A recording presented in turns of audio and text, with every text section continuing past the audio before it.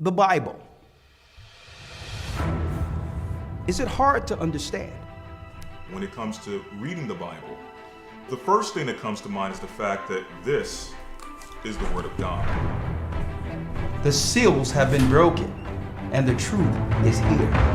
And when we go throughout the scriptures, when we go throughout extra biblical records, we find that the language that God employed, that He used to create the heavens and the earth, was the Hebrew language.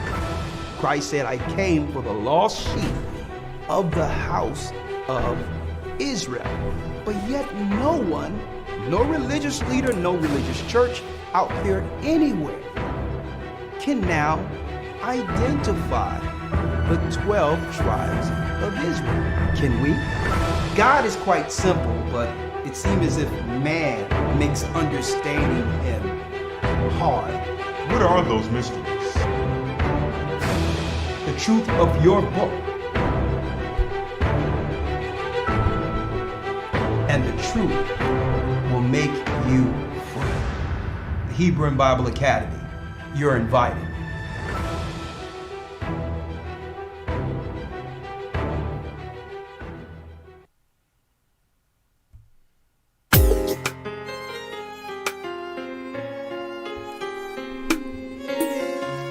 Come on. That's right. The East is where we're from. The 12 tribes of Israel. In 721 BC, the Assyrian king, he took us down, we fell. With a great escape we went through the Euphrates. The Lord held the water still. Hit the like button, come on. To a land where no mankind dwelt, we went. The 12 tribes of Israel. That's who we be, Manasseh, the Cubans, Ephraim from Puerto Rico, and Bali from the Isles of Hawaii. The Lord is calling back Israel. Zebulon from Panama, Gad, the North American Indians, Simeon, the Dominicans. AHAYAH's gathering Israel. The Arabs and Africans told us. Together our wives and children then sold us. In the belly of these great ships we traveled in fear. By the rivers of Babylon we found our brothers here. AHAYAH gatherers in Colombia, Reuben from Australia, Issachar, the Mexicans. AHAYAH's gathering Israel. Judah, the Negroes, Benjamin, the West Indians, Levi, the Haitians. AHAYAH's gathering Israel.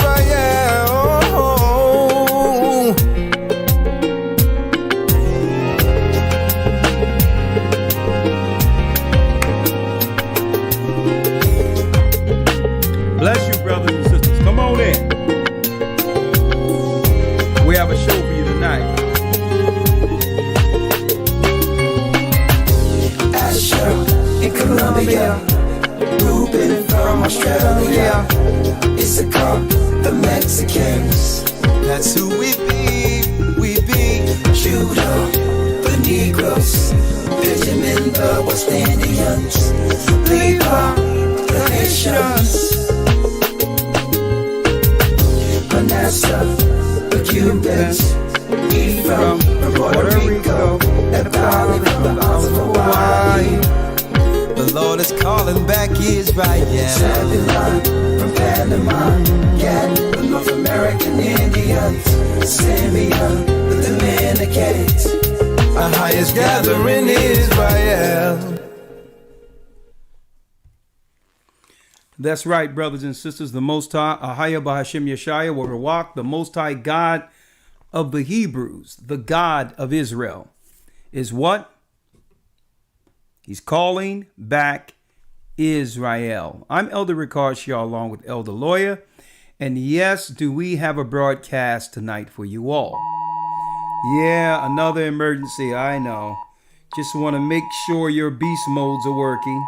Yeah, okay. All right, I got something for you. It's called Power Off. I don't know if any of you recognize, folks, that yeah, it's off. Anyway, I don't know if y'all realize, folks, that you're getting more and more alerts, emergency alerts on the beast modes, which are the phones. Okay, making sure everyone is in, is in the know when it comes to whatever they're looking to roll down the pipeline. Okay, I don't care if it's flash floods. I don't care if it's regular rain. You can't have a regular shower in the summer. You can't have regular showers without it being an emergency. But I digress, okay? I'm turning this thing off. It's all good. The timing, it's like Satan himself put out a warning to slow up this broadcast. But without any further ado, let's talk about the broadcast tonight. Now, I got to learn to turn off those alerts, so y'all can help me out. I just use it as a telephone, actually. But anyway, folks, going right into our lesson, we have Elder Lawyer on the line. I'm going to bring him in one moment.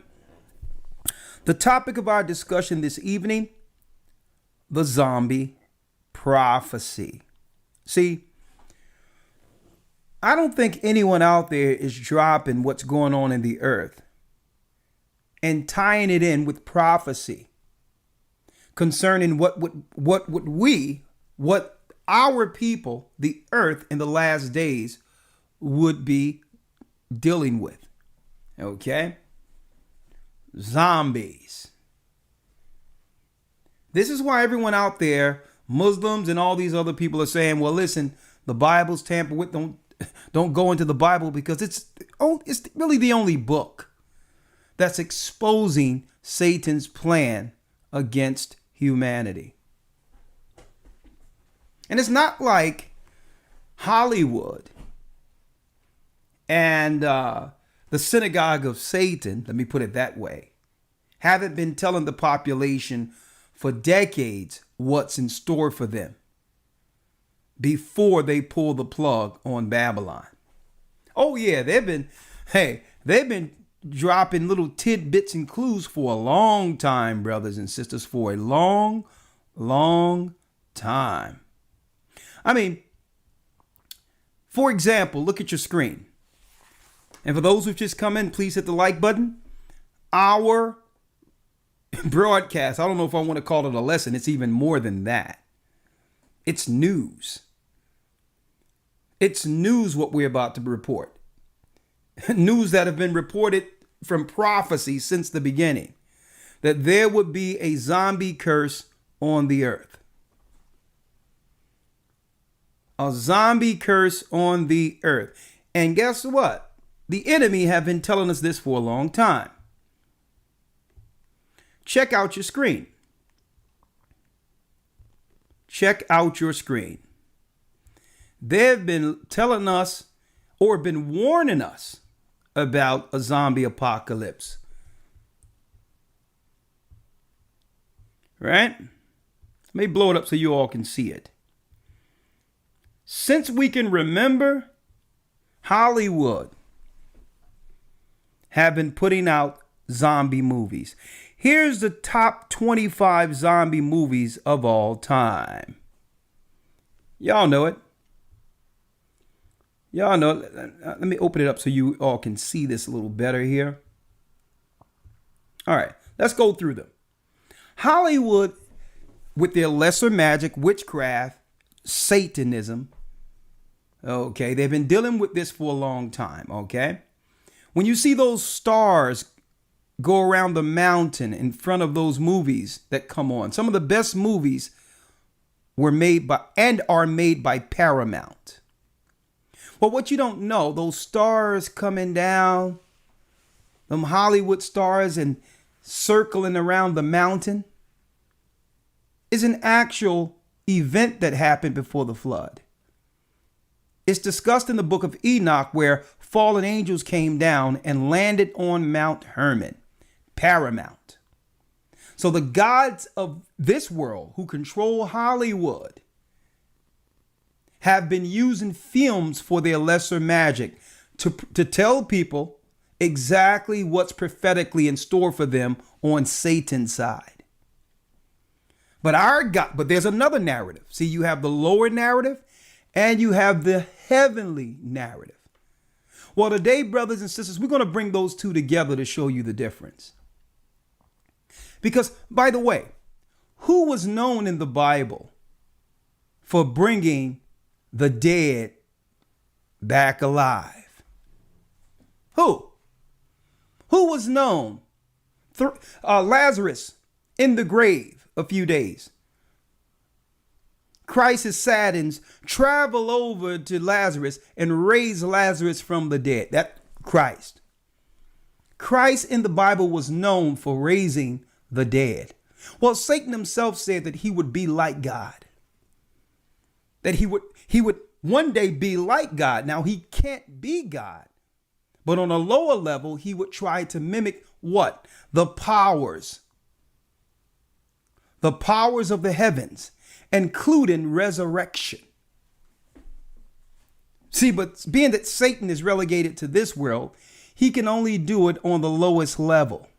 Zombies. Now we going in. They've been telling us for years, right? Let's go through it. The top 25 movies that was produced by the Synagogue of Satan in Hollywood. Night of the Living Dead. Dawn of the Dead. Dead Alive. The Return of the Living Dead. Shaun the Dead. Zombie. Dawn of the Dead. I mean, what is this obsession, this fascination with the dead, zombies? Right? But look, 28 days, it's showing what? 4 weeks after a mysterious, incurable virus spreads throughout the UK, a handful of survivors try to find sanctuary. Check out that narrative in 2002, folks, where now there are, they're connecting in the movies for a long time, something chemically or, through some type of laboratory seeping out that causes what? A zombie apocalypse, a breakdown of society, horror. They call it horror and drama. Day of the Dead, Zombieland, Fido. 28 weeks later, a part 2, almost a sequel that came 5 years later. Let Sleeping Corpse Lie. Resident Evil, remember this? So there's a connection between what? The fall of society and animals and people becoming reanimated as some evil beings on society, right? Let's go through a few more of them. Just walk with me. Walk with me. Matter of fact, since I said walk with me, I've walked with a zombie. What is their fascination in Hollywood with zombies? Warm Bodies. Versus. And there was this comedy where I think his name was Bernie, A Night with Bernie, where they had this dead guy in the movie, just in the cars for the whole two and some odd hours of the movie.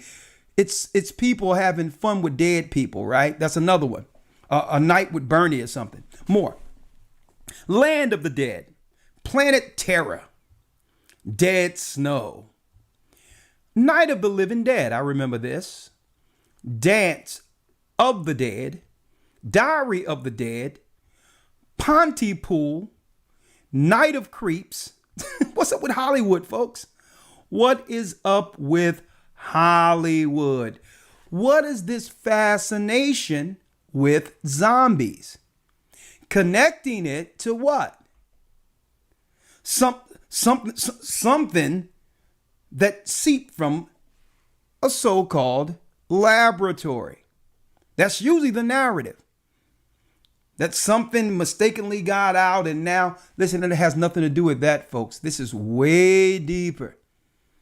Way deeper. This is prophecy. Zombies are prophecy. And it starts with us first turning our hearts dark. Now, that's on one level. But folks, it's physical. This is physical. Hey, if you don't believe me, I need you to look at your screen real quick.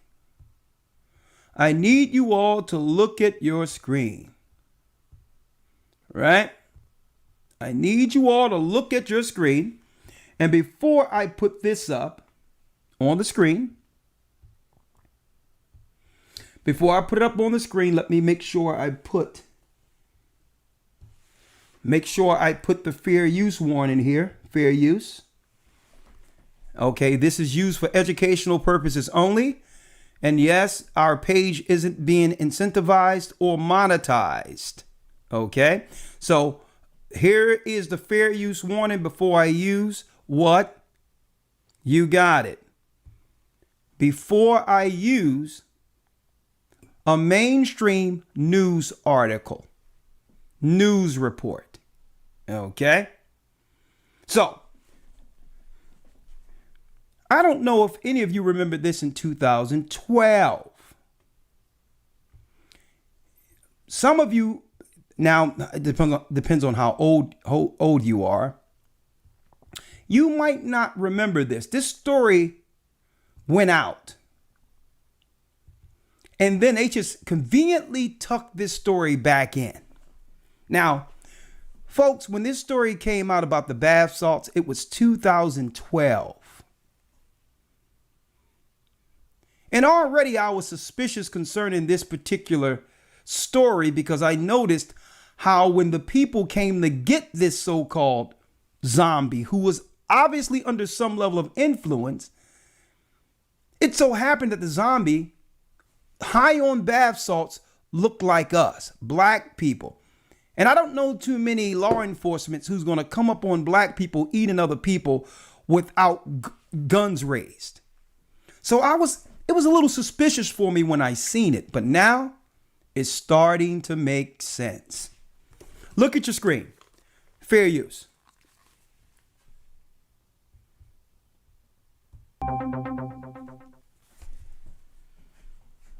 Homeless man. A gruesome attack along the MacArthur Causeway in which one man ate the face off another has created a worldwide frenzy. A Miami Herald security camera captured the Memorial Day weekend attack that left a homeless man without a face. Rudy Eugene was a 31-year-old North Miami Beach man who spent the morning at Urban Beach Weekend on Miami Beach. He walked back to the mainland. He first walks into the view of the camera shortly before 2 in the afternoon.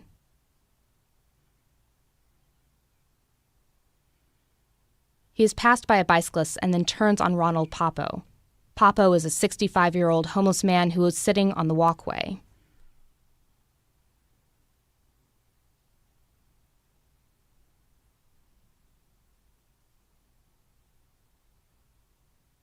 Partially obscured by a palm frond, Eugene can be seen attacking Papo as a Metro Mover car passes overhead.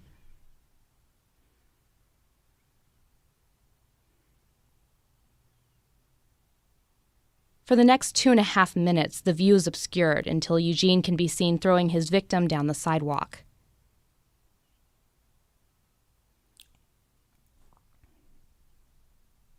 He continues to attack. No cops anywhere, folks.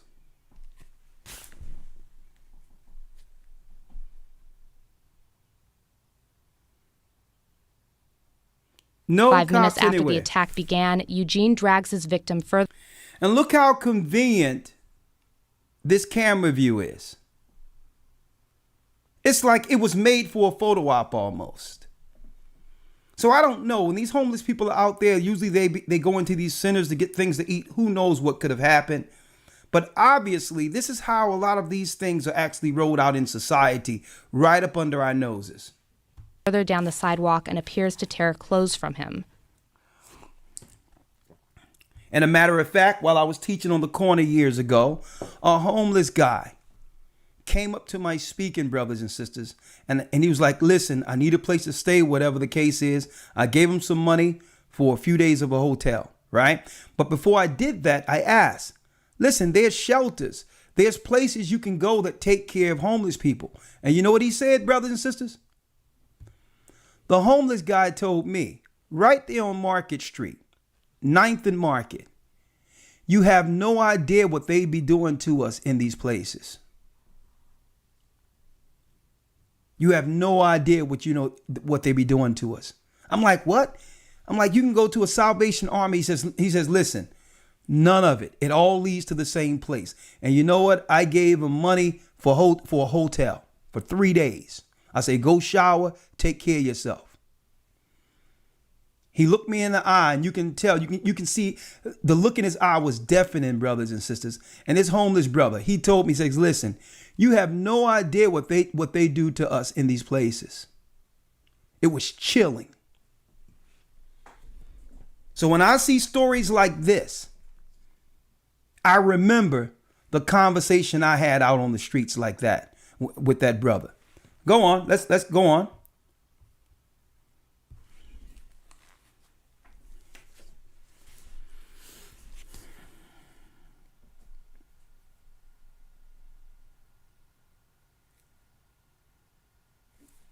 Let's go straight to it. After 15 minutes, a bicyclist walking his bike on the roadway goes by, then rides out of sight. This all looked convenient to me. I don't know about you all.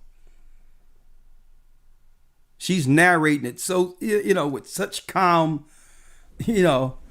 with such a calm, isn't it? Go on. A minute later, another cyclist rides by.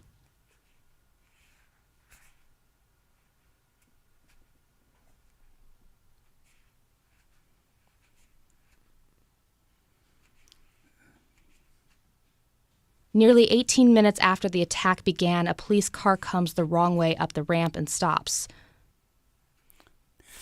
Now, what would a police do under normal circumstances here, brothers and sisters? And let's see how these police react. The officer casually walks towards the two men, stops abruptly, backs up, and draws his gun. Draws his gun? Okay. Miami police officer Jose Rivera fired at least 5 times to stop the attack. No sound. But we'll take a word for it. The view is obscured. Another police car arrives a minute later, then another. Now check out how the cops deal with this cannibal, this person eating someone.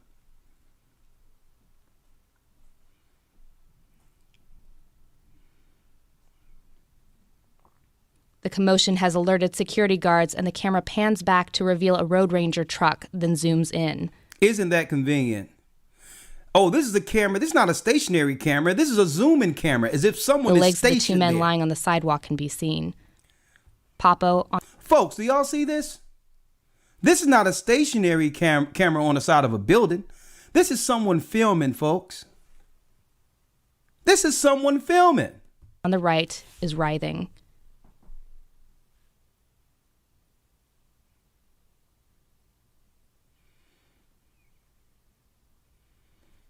A dozen police officers can be seen at the scene. Isn't this convenient? How many times we've seen this? People just walking around.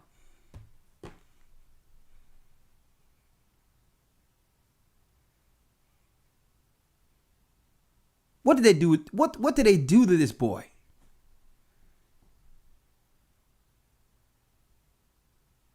Papo attempts to sit up. What are they doing to our people? Now check it out. This guy's a cannibal, right? Homeless person. Under some type of influence. Who knows who gave him what he's on. 27 minutes after the attack began, medics arrive. Now check out the medics. Now they're not at all afraid of what's going on here. So do they know this guy? put Papo on a backboard, and take him away. Put him on the backboard. Look how cooperative he is with them. Check out how cooperative he is the whole time.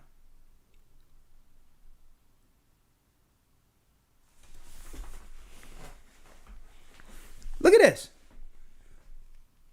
Folks, do this look like someone that's afraid of a person who just ate another person?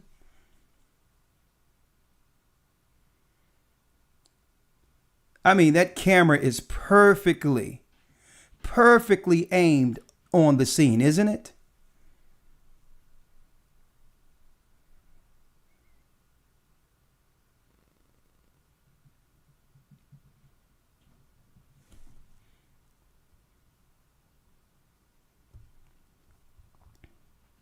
Lawyer, you there with me? Yes, sir. So, lawyer, you remember the bath salt ordeal, right? I do. This was a big deal quite a few years ago. They try to claim he was up on some type of synthetic cocaine, and through that, it made him, desire what? Human's flesh, right? Mm-hmm. Right? You got that? Yes, sir. Now, I don't know if you remember that, right? Elder Lawyer, I need you to go real quick. To Deuteronomy 28 for me real quick. Yes, sir.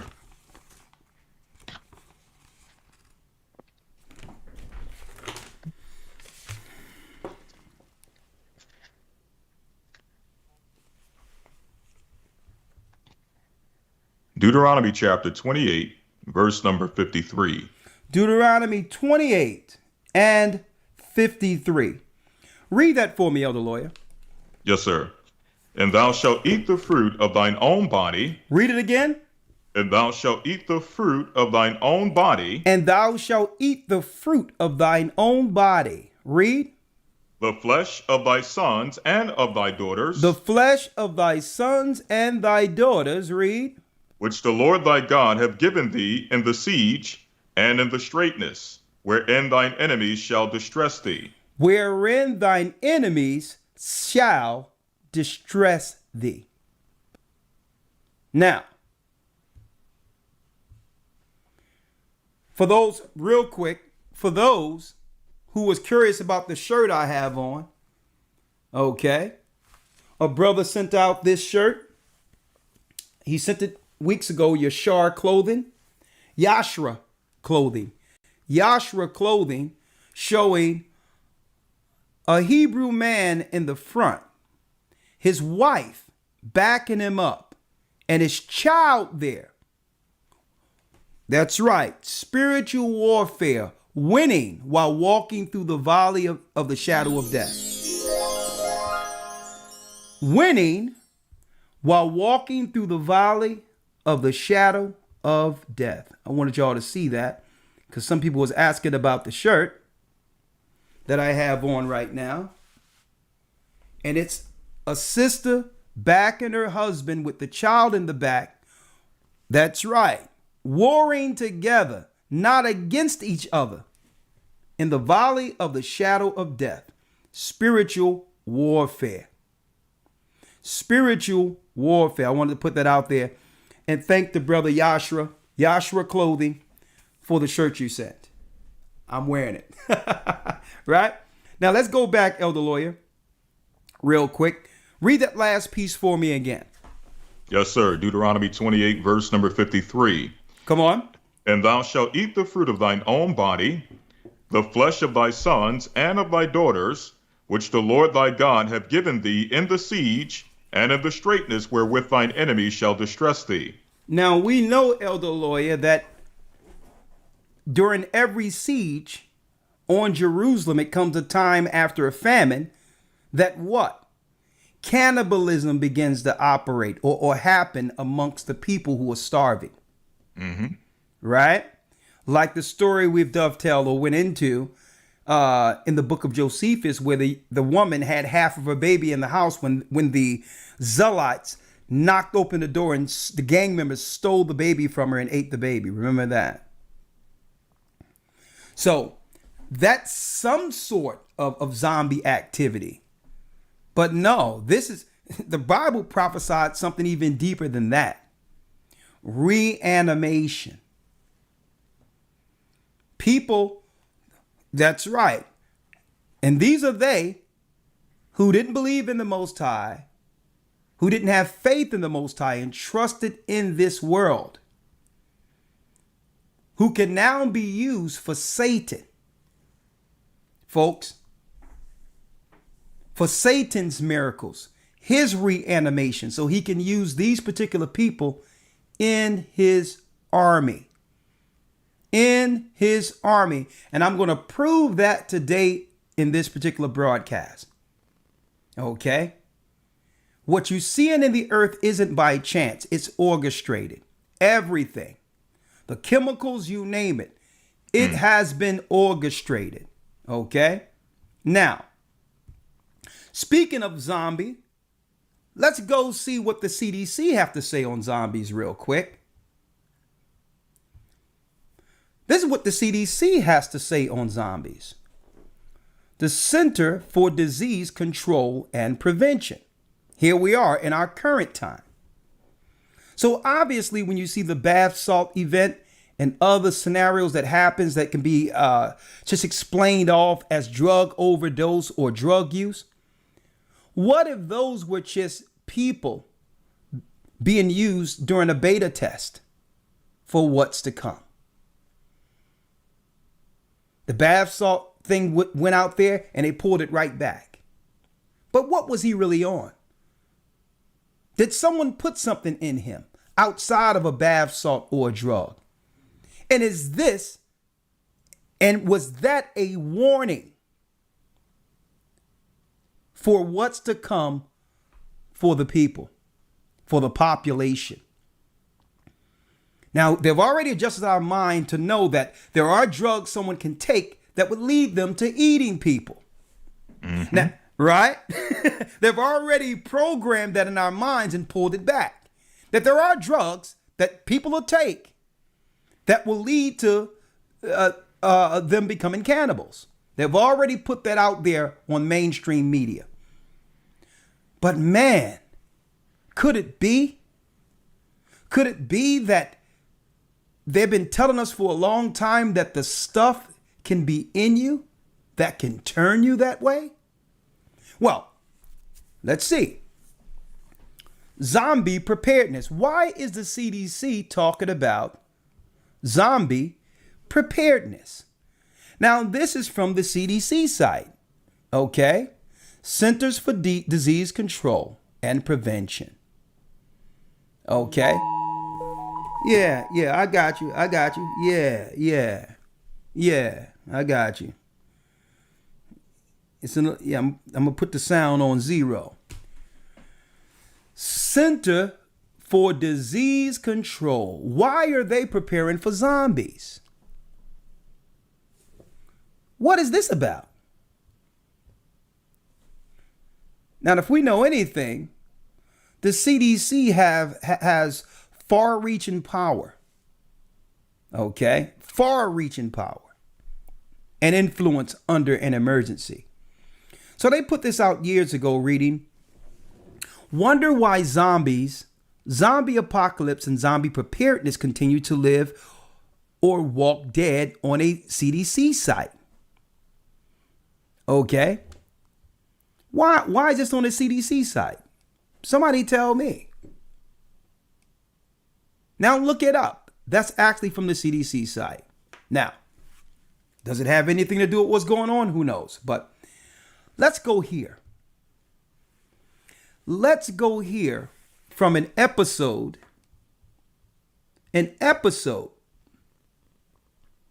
One second. Fair use. Fair use. Fair use. Fair use. Now let's go here from a scene of The Walking Dead. Okay.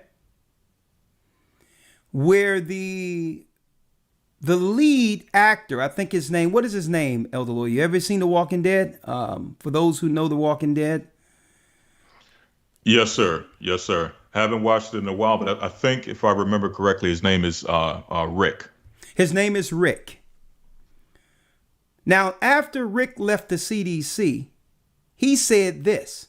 Now, even though it didn't show the doctor telling him this,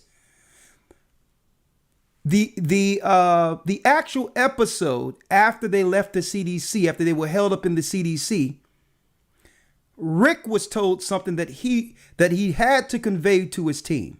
Listen.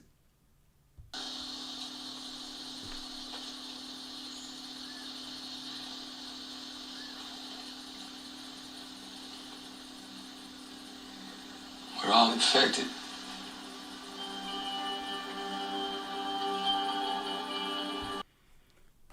We're all infected. We're all infected. So for decades, they've been giving us zombie movies. Then they let zombies loose on the street and record his actions conveniently, claiming it was under bath salts. And now they put out a movie or a series, The Walking Dead, where the lead character Rick states to his team, what? We're all infected. But he didn't find that out until he left the CDC. So, bringing this around full circle, right? Because we want to show you the prophecy in the Bible. What was Hollywood telling the population?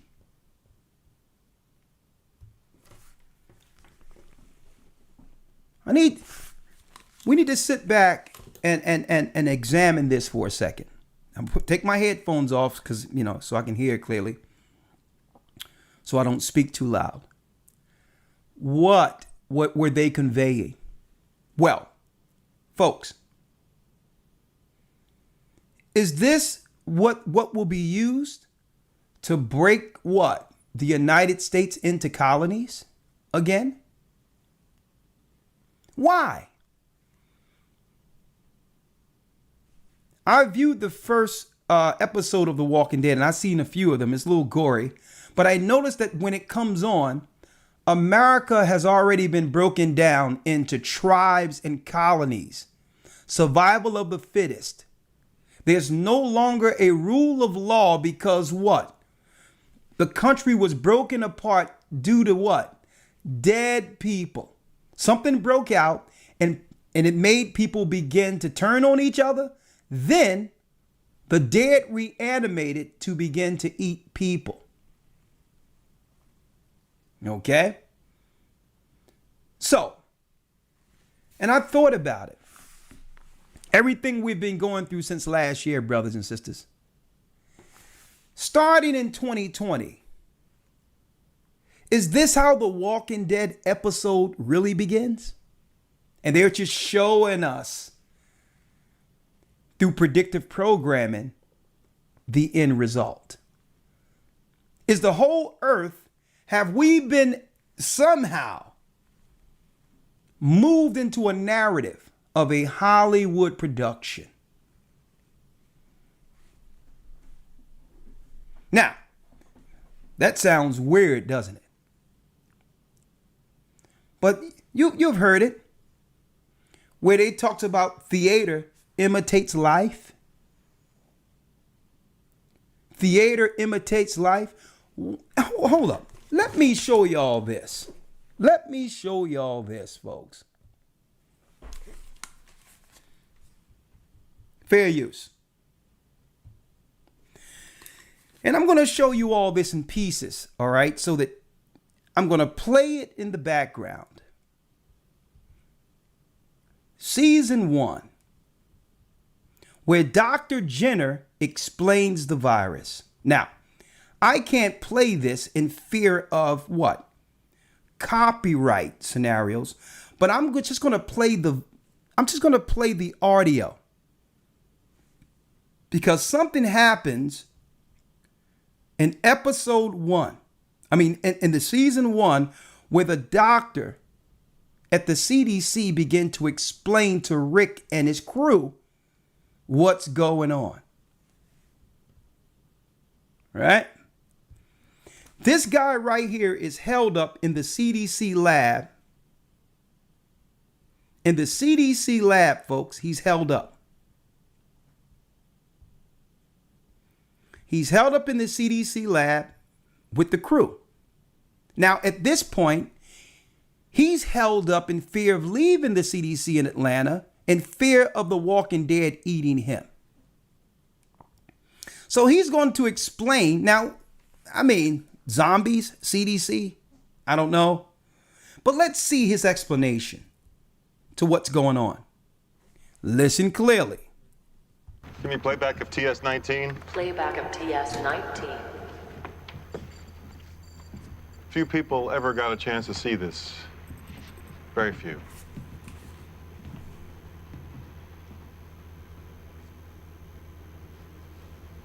Is that a brain? An extraordinary one. Not that it matters in the end. Take us in for EIV. Enhanced internal view.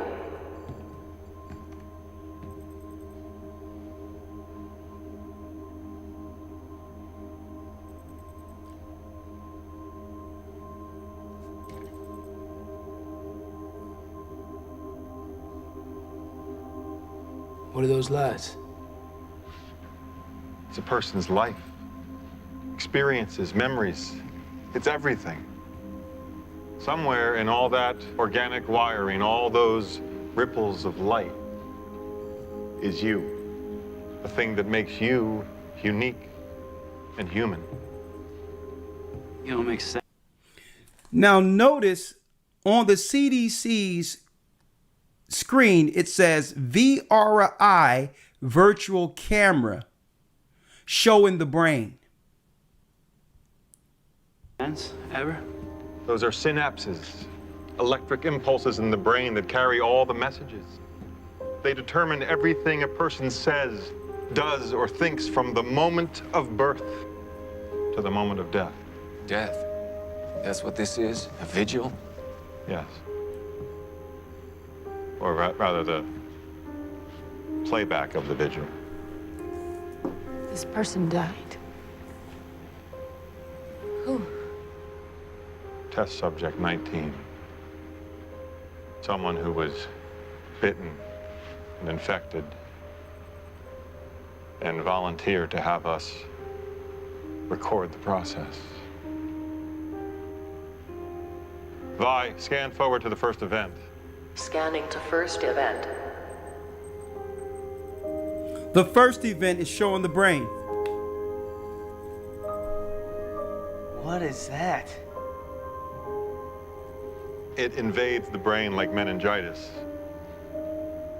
The adrenal glands hemorrhage, the brain goes into shutdown, then the major organs.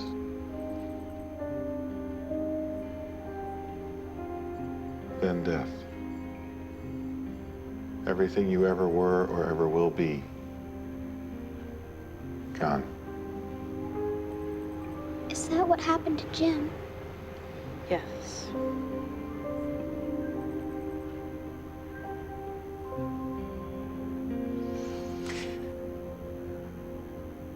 She lost somebody 2 days ago. Her sister. I lost somebody too. I know how devastating it is. I have reports of it happening in as little as 3 minutes. The longest we heard of was 8 hours. In the case of this patient, it was 2 hours. 1 minute. In 2 hours. 7 seconds. In 2 hours. What happens? You see that red part of the brain? It reanimates the dead person.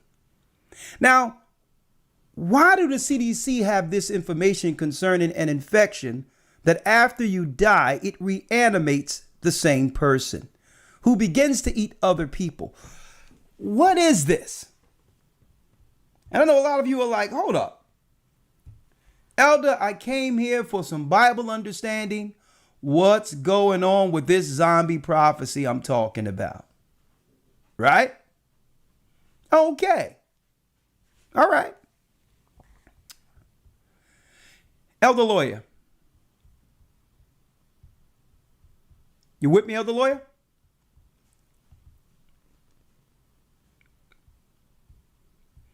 Okay, maybe Elder Lawyer stepped out for a second. Let me know when you're back, Elder Lawyer. Don't worry about it. All right. Now, let me do this here. This is Amazon's. Let me show you. Y'all asking Elder Ricard, what is this about? This is Amazon's terms and services. This is Amazon's terms and services, AWS service terms. Okay, you're back. Okay, 1 second, lawyer. It says right here that the service terms, and I thank the brother for sending this to me, Elder Yarag. The service terms below govern your use of the services. Capitalized terms used in these service terms, but not defined below as defined in an AWS customer agreement. So a lot of us don't read these customer agreements when we sign on to Amazon, right? We just sign on to Amazon, we hit the check, we check the boxes if we read it and order our products. But let's go down to terms of services, the 42nd part of this particular terms and services on Amazon. 42. And let's read the 10th paragraph. What does it say? 42 and 10 on Amazon. Now here's terms for delivery and all those things. It says acceptable safety critical systems. Your use of the lumberyard materials must comply. To show you where I'm at, it's a marker. Including information about system and server resources, features used in integrated development, right? Let's go up here. Acceptable use, safety critical systems. Your use of the lumberyard materials must comply with the AWS acceptable use policy. The lumberyard materials are not intended for use with life critical or safety critical systems, such as in operation of medical equipment, automated transportation systems, autonomous vehicles,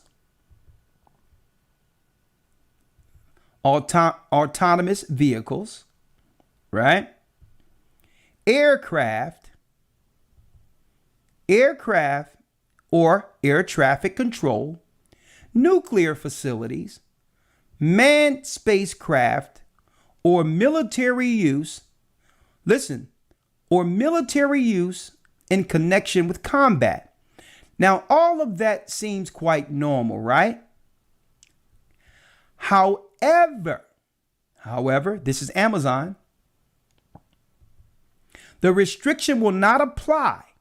This restriction will not apply in the event of the occurrence certified by the United States Center for Disease Control. What Amazon is talking about them for? Or successor body. Or, listen to this, folks, or of a widespread viral infection transmitted via bites, contact with the bodily fluids that causes human corpses to reanimate.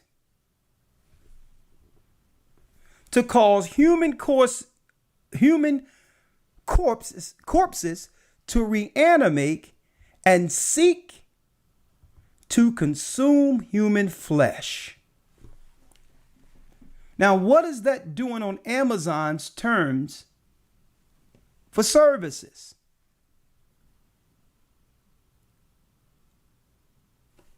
Blood, brain, or nerve tissue, and is likely to result in the fall of organized civilization.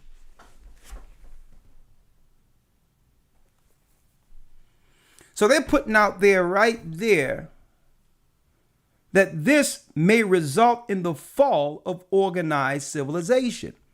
Well, if organized civilization falls, it will break the whole world down into tribes. Survival of the fittest, living without any infrastructure of a once powerful, folks, empire. That means there is no longer an infrastructure and everyone is going back to what? Survivor mode.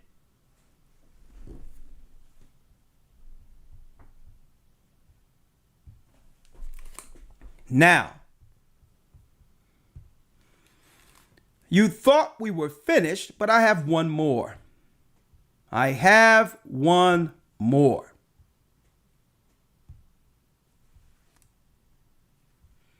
Of course, I have one more. And then I'm going to go into what Satan is actually trying to do, what he's accomplishing with the people who aren't in touch with the Most High. And I'm going to show you what Satan is trying to mimic on the what? On the carnal side. Because the Most High has a resurrection. He also has life coming from the dead, but it's on a spiritual level. And Satan now is doing what? He's doing what the Most High prophesied he would do with his people, awakening his people, what? Through the valley of the shadow of death. So all the people that are actually down with what's going on are being initiated into Satan's army. How do I know that? The same way Hollywood has always told you that they were going to do. Hollywood have told you for the longest they were going to do a zombie apocalypse. I showed it in the beginning of this where it was 25 different movies since Black and White talking about some zombies.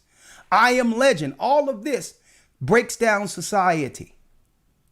Turn people into what? Uncivilized beings for the sake of survival. Folks, is that the plan?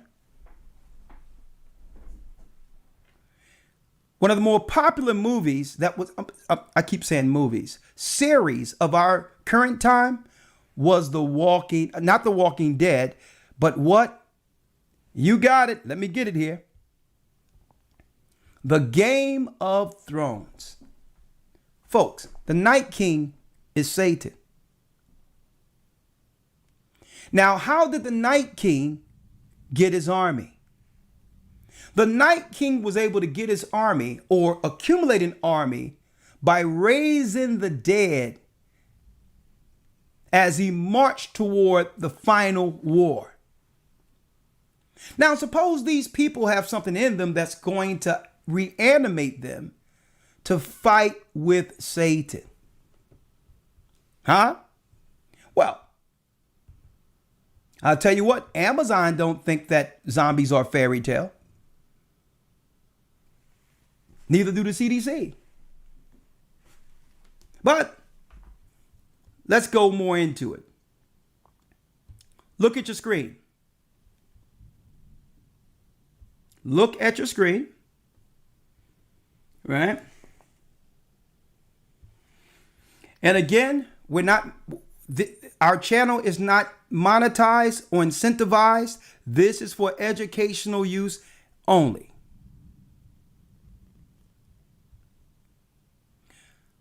The Game of Thrones had this scene. Fair use.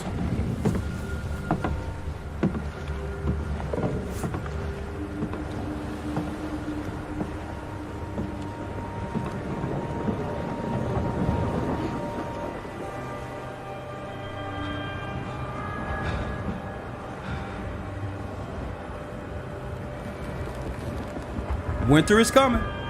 Fair use.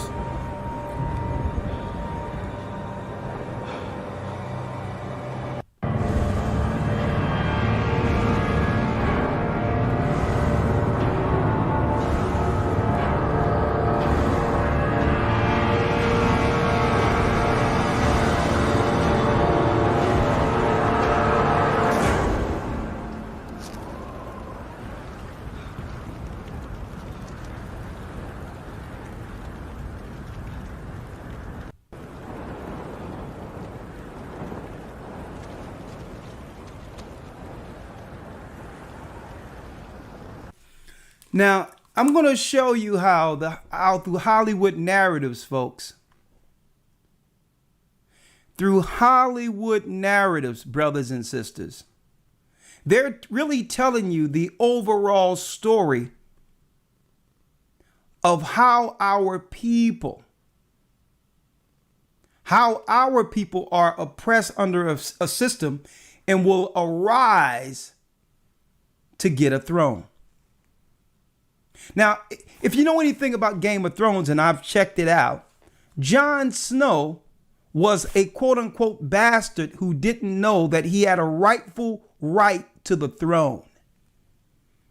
But it was in him the whole time. He didn't know growing up that he was actually born to be king. To help do what? Unite the earth against winter. He was really what? You got it. Without knowing, king of the north. Satan said that he would go back to the sides of the north and be like the Most High. Well, the throne or the sides of the north is what? The Holy of Holies in heaven. So Jon Snow is only another representation of a people who didn't realize that they were meant to rule. And he's the only one who has the power, the courage, and the honor to oppose the Night King. Right? Now, listen to this. I mean, we got about 3,500 people in here. Y'all way down on likes, because where we're about to go, y'all going to have to help me out with these likes, because we're going. And folks, if you think this something, be there on Patreon, folks. Be there on Patreon today after tomorrow. Same one, Patreon/AGathering144. And for those who came for the past videos that we had to take down through Patreon, we found a way to give you all the links on Patreon to get the stuff that even they don't want you to see. So if you are a Patreon member, don't worry about it. You will have the link to all of the videos that even they don't want up. Be there the day after tomorrow. A matter of fact, let me put the Patreon real quick. Let me put the Patreon. Stick with me.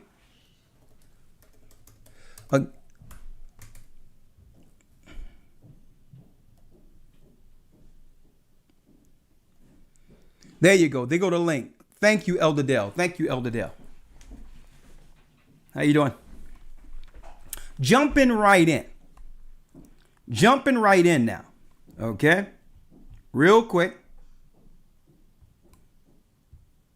Now, here we go now. Stick with me.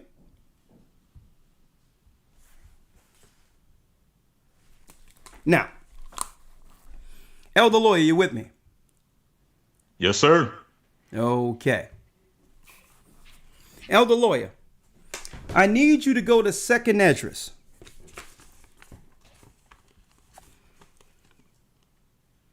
2nd Esdras 13 and 8. Yes, sir. Because here it is. Now, the Christian theologians who are deceivers lied to the population and said that the Apocrypha isn't a part of their normal teachings in our society, in the Christian society, as they claim, because they claim that the Apocrypha isn't what? Spiritually inspired. That's the excuse they use to leave the Apocrypha out of regular teachings. Then they lie straight out and claim that Christ isn't even talked about in the Apocrypha. That's a lie. 2nd Esdras 13 is when Christ comes back in your Apocrypha. 2nd Esdras in the Apocrypha is the same Ezra that's written of in the Old Testament. He's an Old Testament prophet. He's the same man. But the Christian liars today will tell you don't look at the Apocrypha because it exposed their plans. What is their plans? Well, at the very end, Satan will have something in the people that would move the people through this technology to merge regular people in his army to fight against Christ. Right now, what's going on in the earth? People are choosing Satan or the Almighty. So those that have always chose this world are confused to what's going on and will do what? Believe the principalities and powers of the air, the God of this world. And by doing so, you're being initiated into an army. And in order for him to use this army, he's going to show forth miracles like is written of in the book of Revelation 13. And part of that is to put something in that can use you either way. Elder Lawyer, I need you to go to 2nd Esdras 13 and 8 in the Apocrypha. And I need you to read that for the brothers and sisters there. Yes, sir. This is 2nd Esdras chapter 13, verse number 8, where it says, "And after this I beheld, and lo, all they which were gathered together to subdue him were sore afraid, and yet durst fight." It says those that were, man, check this out again. Read that again, Elder Lawyer. 2nd Esdras 13, verse 8. "And after this I beheld, and lo, all they which were gathered together to subdue him were sore afraid. They were sore afraid. And yet durst fight." But they'll still fight. People are being gathered together under one mind, one spirit, Lucifer. That's what's going on. They're being acclimated into the Lucifer spirit. Like Christ has a body, God has a body, so does Satan. So some of these people will be afraid to fight, but yet, that's right, they'll be controlled to a degree to fight anyway. To fight anyway. Once they become Lucifer's race. Once you become Lucifer's race, you're implemented into Satan's body. You are a part of his mind, part of his spirit. And eventually, he'll use you one way or the other. Trying to mimic what? Christ's power by doing what? Being able to reanimate the dead. But his dead don't come back like Lazarus. His dead comes back what? Decrepit. Okay? Now, you have to see the whole video to put it together, but they've been telling you the whole time their plan to do what? Initiate people chemically into Satan's army. Okay? Chemically into Satan's army. Now, Elder Lawyer, that's the shirt I got on, Spiritual Warfare, walking through the shadow of death. Not husband and wife fighting each other, but fighting together, folks. Spiritual warfare. An Israelite man, an Israelite woman with this child in the back with the man leading the way. That's right. Thank you, brother. Yashra clothing.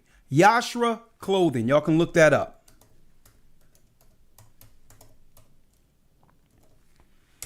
Yashra clothing. Look it up. The brother really helped me out, so I'm going to put this up on it real quick so that other brothers and sisters can support the family there. Now, Elder Lawyer, let's now go into what Satan is trying to mimic artificially, right? Mm-hmm. Let's now go to Ezekiel, the 37th chapter. But before you go there, I need you to go to Revelation 11 and 1. Revelation 11 and 1, right? Okay, so you have all the precepts that you have them all there, right? Yes, sir. Okay, great. Let me get Revelation 1 first with you, all right? All right. 11 and 1. Let's start. Let's start to show you what Satan is doing on an artificial level. Now, on the spiritual level, the Bible is prophesying what? A people who are in the grave, awakening and coming out of their graves, greater, smarter, stronger, to battle against the powers who control this world. So Satan is doing the same thing, but on a carnal level in the earth. He needs what? Physical substance to perform his reanimation, his so-called resurrection, which will lead to what? Zombies. But let's see what Satan is trying to mimic. Let's go to Revelation 11 and 1. Let's read it. Revelation 11, verse 1. And there was given me a reed like unto a rod, and the angel stood, saying, Rise and measure the temple of God, and the altar, and them that worship therein. So a reed like unto a rod, brothers and sisters, what John is being shown here in Revelation is what? A measuring tool. Where an angel is sent to measure the righteous in this earth, who will make it through all of the darkness. These are they who were made to do what? Prophesy against the wickedness of Lucifer's or Satan's world. So the angel went to measure the people who aren't compromising under Satan's society. He's measuring them. Those who claim, not just claim, but show their faith by following him opposed to what? The God of this world. A measuring tool, come on. Verse 2. But the court which is without the temple leave out, and measure it not. For it is given unto the Gentiles, and the holy city shall they tread underfoot 42 months. 42 months. And let me break this down. If you go into the Old Testament, folks, you'll hear about the temple or read about the temple. Okay, the tabernacle that first started with Moses in the wilderness, but then a temple that Solomon built, where the inner courts were for the physical people of Israel, our people before we were scattered. If the Gentiles wanted to partake of the blessings of that temple, even though they weren't the race of Israelites, they could benefit by what? Renouncing the gods of this world and following the God of Solomon.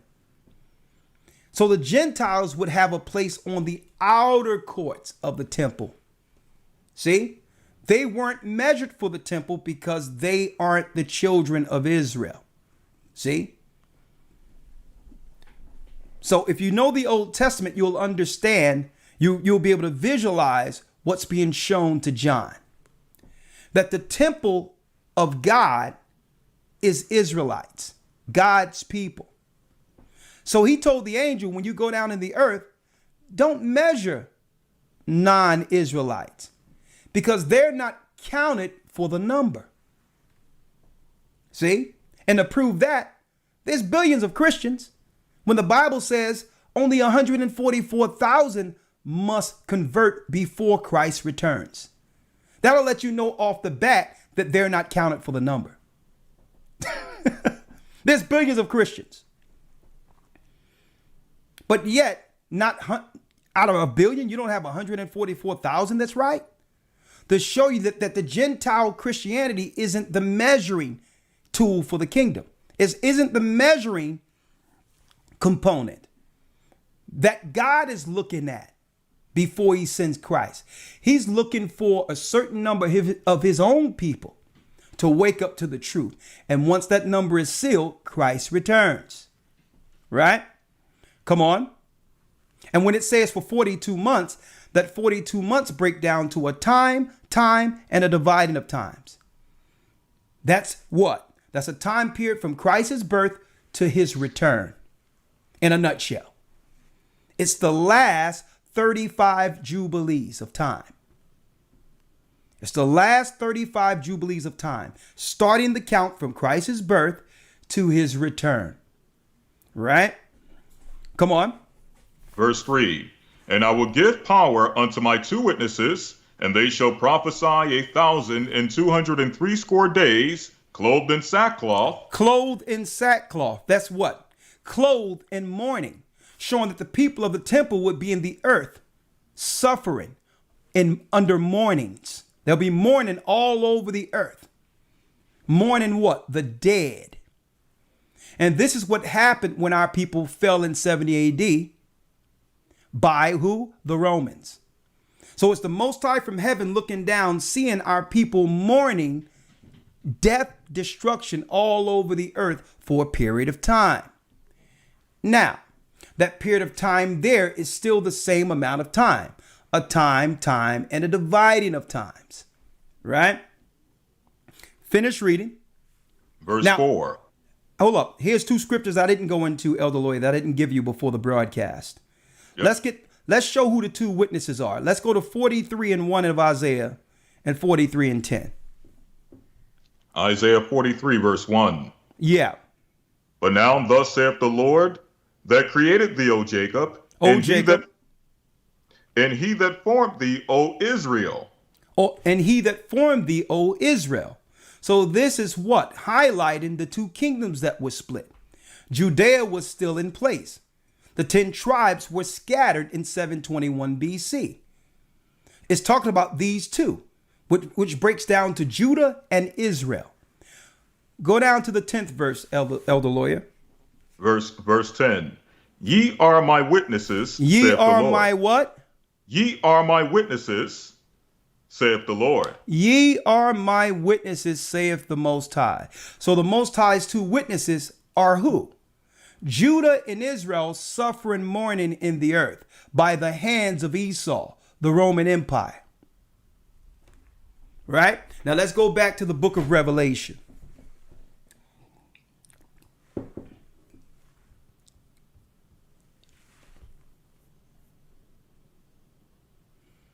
Let's go back to the book of Revelation, and let's start at Revelation 11:3. I can't hear you, Lawyer. Your sound went out. I'm sorry, I was on mute. I'm sorry. Okay, that's fine. Revelation 11, verse number 3. And I will give power unto my 2 witnesses, and they shall prophesy 103 days, 1,203 days, in sackcloth. So the sign of God's people, his temple, are who? The people who are suffering in the earth, mourning in the earth for losing what? Our homeland. So that suffering would go all the way from 70 AD until the times of the Gentiles be fulfilled. And we're in that time where the time of the Gentiles will soon end. Right? Come on. Verse 4. These are the 2 olive trees and the 2 candlesticks standing before the God of the earth. Come on. And if any man will hurt them, fire proceedeth out of their mouth, and devoureth their enemies. And if any man will hurt them, he must in this manner be killed. So those in Christ, folks, is prophesying the power the Most High will give his people. That's what it's prophesying. Because the enemies will have their zombies, their evil coming against the righteous, and eventually the Most High will give those in Christ the power to preserve and to do what? To defend themselves all the way to Zion.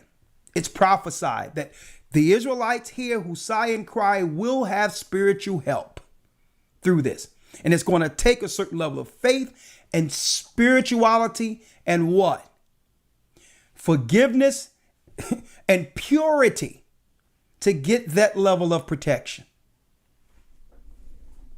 But it's coming. It's coming, folks. But up until this time, there have been no necessity for that. But soon when Satan aims his army against God's people, the Most High is going to show his power like he once did when our forefathers came out of Egypt. He's going to show his power through his people. It's going to happen again. Come on. Verse number 5, or verse 6. These have power to shut heaven and to that it rain not in the days of their prophecy, and have power over waters to turn them to blood and to smite the earth with all plagues as often as they will. There you go. It's going to happen again. And even it tell you in the book of Isaiah that the Most High is going to smite the Red Sea again into 7 streams that Israel will walk back into the wilderness. Every plague that plagued Egypt will plague the world. But those who take more so heed to the Heavenly Father and his direction, opposed to what you're hearing with the principalities and powers of the air, you will see the reckoning and the power of your God coming through gates to protect the children of Israel. This is the defense system that's needed to preserve what? Life. Okay? Christ is showing John this because Satan is going to have enough people who believe in his system and believe in, and who's going to drink the stuff and deal with the juice. And guess what? They're going to automatically be a part of Satan's army and begin to come against the righteous. It's already happened. It's already happened where people in their minds are now looking at their own families as enemies. It's already happening. And when they ramp that stuff up, these people are going to do what? Begin to attack. But the Most High has a defense system from heaven. And guess what, folks? You must know. You have to understand. We must appreciate the fact that the Most High have never forsaken Jacob. He's going to show his power again. And see, and this is why pastors, you don't see pastors going into the book of Revelation. They don't know what it's talking about. Because they have already been zombified through what? The Christian dogma, the Christian doctrine. Finish reading. Come on. Yes, sir. Verse number 7. Yeah. And when they shall have finished their testimony, the beast that ascendeth out of the bottomless pit shall make war against them, and shall overcome them and kill them. And their dead bodies shall lie in the street of that great city, which is spiritually called Sodom and Egypt. Now, when it says them coming against us, this happened in 70 AD, which led to what? Israel, Judea. Judea or Judah, Benjamin, and Levi getting scattered like their brothers were scattered. And it says their dead bodies shall lie in the street. Read. Of that great city, which is spiritually called Sodom and Egypt. Which is spiritually called Sodom and Egypt. Egypt was a place that was known for hard bondage against the children of Israel. This is why the pyramid is on your money. Because the same people who built Egypt and made Egypt great, and I just went into that last Sunday, built this empire and made this empire great. The same people. So it's not physical Egypt, it's spiritual Egypt and spiritual Sodom and Gomorrah. That's why they're passing laws to protect certain sexual behaviors, which is a spiritual sign that it's talking about our people being scattered under these particular prophetic empires that were destroyed. In the same spirit, Egypt and Sodom and Gomorrah was destroyed. So the countries we are enslaved under, they have oppressed us with the same ideology and legislation of those particular empires. So now, ramping up the program so that they can keep us oppressed. But the Most High prophesied that our dead bodies will lie in the street. It's talking about what? A people walking in the earth who don't know exactly who they are, which makes us dead men, dead women. Because we don't know as a people that our forefathers come from the stock of Abraham, Isaac, and Jacob. If you were to ask Abraham, Isaac, Jacob, or the 12 tribes, do they know what an African American is? They look at you and say, what nation is that?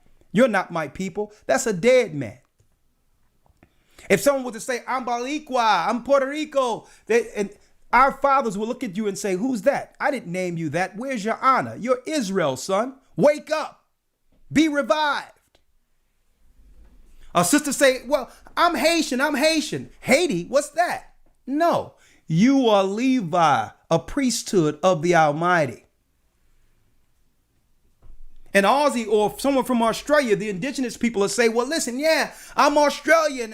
No, you're from Reuben. You're Reuben, according to God. You're an Israelite, according to God. So all of a sudden, the lost sheep has begun to reanimate. They began to awaken. That's why it says their dead body shall lie in the street that's spiritually called Sodom and Egypt. So it's not a physical Sodom and Egypt, but the same activity back in ancient times is going on in these specific cities. Right? So then what needs to happen?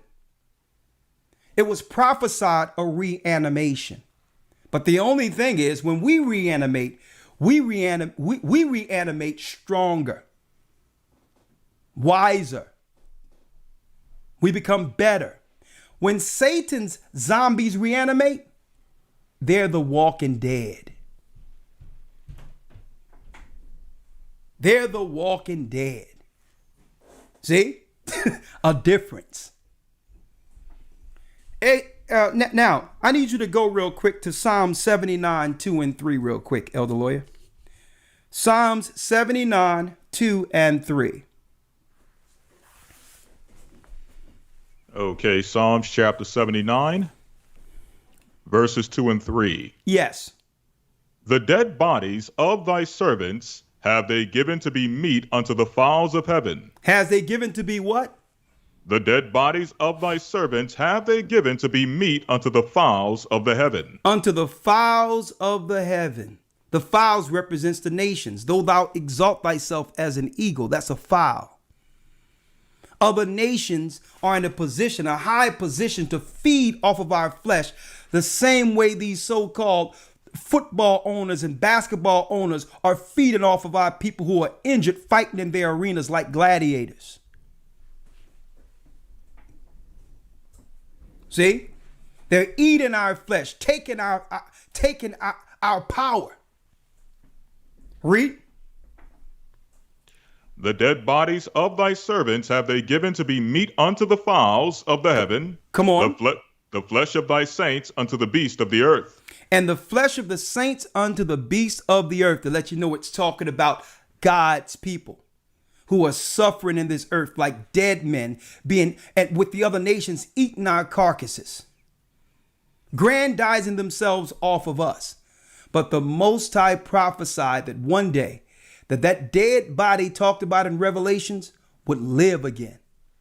That dead body would live. And this is what the enemies fear all over the earth, folks. And I was wondering years ago, Elder Lawyer, where they was talking about the infrastructure of Africa, how Africa all of a sudden now China is coming in to help the infrastructure, to help the third world poor people that are suffering and all this other stuff. And I used to wonder what was up with that, Lawyer. Why all of a sudden you care about the third world Africa? Now, after what we know happened in China, how do we trust what they're bringing into Africa? But that's a whole nother conversation. See, because they operating on the sneak tip, thinking no one can see them, Magog. They're not coming there to help the Africans build infrastructure at all. We need to find out whether or not they're bringing what?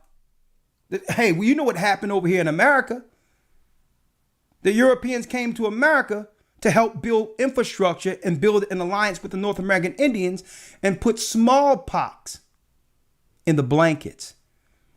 And the smallpox killed millions. So now, Elder Lawyer, Let's show how the Most High reanimate dead bodies. But before you go there, let's go back to Revelation. Yes, sir. Revelation 11, verse number 9. Come on. And they of the people of the kindreds of the earth and of the nations shall see their dead bodies 3 days and a half, and shall not suffer their dead bodies to be put in graves. So that proves that these people are still living. See? They're still living. If they're not in graves, what makes them dead? Well, this is our people who were dead to the knowledge that we are in fact the true children of Israel according to bloodline. That's what makes us dead. That's why our dead bodies isn't in the grave, because we're walking around slaving for everyone else without any knowledge to understand that this is what our actions in the earth, folks, isn't our position, isn't what the Most High wanted for us to serve other people. But because we're dead, we don't know that we're really the kings, the queens, that the whole earth was made to serve us. Because you don't know that, we're comfortable under servitude. And that's what makes us dead. That's what makes us dead. We're just happy, and it's okay to have jobs, but we're just happy to have a job. Okay? But yet the other nations are those who provide the jobs. It's supposed to be in reverse. Read Deuteronomy 28, 1 through 14. If it wasn't for our forefathers sinning in Deuteronomy 28, it would be the other way around. We would be loaning to the other nations. They would come to us for business. They would come to our stores. We would call the shots. But because we're dead, our people don't know that they're supposed to call shots, because we don't know the shot caller in the Bible were the children of Israel. Come on. Yes, sir. Verse number 10. Yeah. And they that dwell upon the earth shall rejoice over them and make merry, and shall send gifts one to another, because these two prophets tormented them that dwelt on the earth. See that? So once we fell as a people, all the nations began to celebrate. Send gifts to one another, set up stock markets, set up what? Trades and all that, celebrating and rejoicing the downfall of the temple. The children of Israel. See? Come on. Verse number 11. And after 3 days and a half, the spirit of life from God entered into them. And they stood up upon their feet and fell, and great fear fell upon them which saw them. And this is what's going on with the enemies, the Gentiles now, folks. They're fearful. Because why? With all the money and ingenuity, science, education, with all the institutions they own, the religious institutions, they could not stop our God from communicating with us. They couldn't stop the awakening. So what Christ is talking about now, right here in Revelation, is why they began to roll out the campaigns you're seeing in the earth today. They are afraid. What happens when the servants realize they weren't born to serve? The same thing happened when the children of Israel were saved out of Egypt. That's what happens. That's what happens. Freedom. See? Read.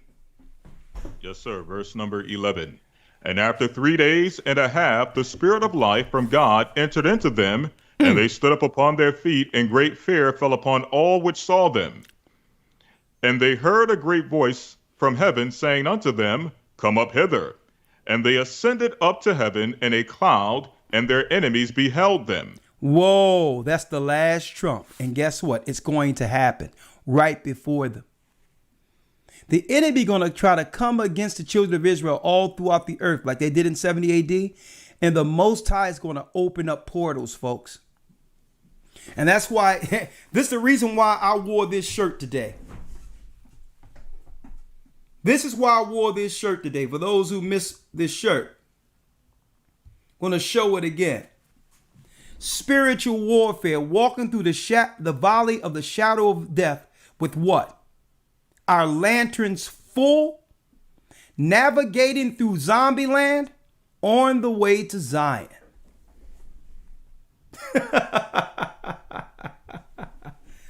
On our way to Zion. Come on, finish reading, Elder Lawyer. All right, moving down to verse number 13. And the same hour there was a great earthquake, and the 10th part of the city fell, and in the earthquake were slain of men 7,000. Now, that's a whole nother thing I'm going to go into week 12 of the Hebrew and Bible Academy when I talk about the fall of the earth, which will really be the last foot to drop before Israel is free throughout all of the earth. And guess what? I'm going to tell you, our brothers all over the earth, even in Africa, we're going to suffer a lot of carnage in this earth based on the plan they have through biowarfare. But I'm going to tell you right now, it's not going to end up like they think it is in Africa, like they think it's going to be in Africa. Because I'm going to tell you what's going to happen. The Africans are going to realize that the gods they serve haven't served them. And it's already began where the Africans are going to come back to the God of Abraham, Isaac, and Jacob together. And the whole earth is going to hear a roar. See, it's one thing to come against the people economically and all that. But now our people are waking up. We're starting to realize, you know what? These Gentiles aren't going to stop us selling and destroying our people. There's no stopping for them. And when you push Jacob in a corner, when you push a lion into a corner, guess what? The Most High gives that lion its courage, its heart back. So it's not going to end up in Africa like a lot of people, like the world power thinks, because I've read it. I've read it. The Most High is going to begin to put down all of the witch doctors and those who suffer and deal with witchcraft. The Most High is going to put them down in this plague. He's going to be putting down all these people that practice dark arts and magic. This plague that's going on, they're going to, hey, guess what? They're going down. Because the Bible tells us in the book of Jeremiah that what? They're seers, they're sorcerers, they're necromancers. They will not see their light. And the Most High is going to dim them. And if they don't stop and repent, he's going to move them all together. So I'm going to let you know, folks, Asians going over there in Africa and all that, guess what? It's not going to be, they're not going to be able to take them out through biowarfare. The jungle's going to come to life. Everything, the Most High is going to have his creation fight against them. I think I'm letting a lot out that I'm going to be, Elder Lawyer. I think I'm letting a lot out that for week 12's academy. But I got the precepts on all this, folks. No doubt. The jungles are going to come to life against those devils over there. And it's going to be like Tarzan, but it ain't, guess what? It's not going to be a blonde-haired, blue-eyed cat. It's going to be Africans running through like lions with the animals fighting with them. Okay? We're going into that week 12. And what I'm talking about make Lion King look like a walk in the park, folks. And it's prophecy. You can only push and harm and try to depopulate us to a degree where what? Self-preservation kicks in, to a degree where our people will begin to repent and come back to the Most High. And Lawyer, if there's anything that's good coming out of this, when society break down, Lawyer, the people that are left in the earth will have minimal access to what? Sin. Mm-hmm. Right? That's right. So if there's a silver lining in all this stuff being broken down, our people will have what? Less access to do wrong against God. And when it breaks down and we're still here, we'll have no choice but to stand with him. But I digress. Let's get back to the zombie part here. Elder Lawyer, let's go to Ezekiel 3 and 7 real quick.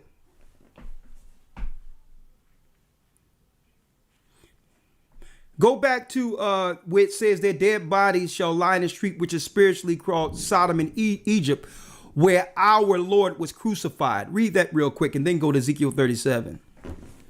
All right. The book of Revelation 11, verse number 8. And their dead bodies shall lie in the street of the great city, which is spiritually called Sodom and Egypt. And we know that's the empire we're under now. Read. Where also our Lord was crucified. Now, this is what confused people, Lawyer. What you mean our Lord was crucified? He wasn't crucified in a city that was spiritually called Sodom and Egypt. What was that talking about where our Lord was crucified? Well, we're from the seed of Judah, the same seed as Christ. And here's the precept to break down Revelation where it says where our Lord was crucified. Christ is the Lion of Judah. And I'm going to show you how that was fulfilled on this side in America, where we were crucified again. Let's go to Galatians, Elder Lawyer, the book of Galatians 3 and 13. Galatians 3, verse 13. Come on. Christ have redeemed us from the curse of the law, being made a curse for us, for it is written, cursed is everyone that hangeth on a tree. Cursed is everyone that hangeth on a tree, where our Lord was crucified. That's right. They were mocking Christ, hanging the black man from trees.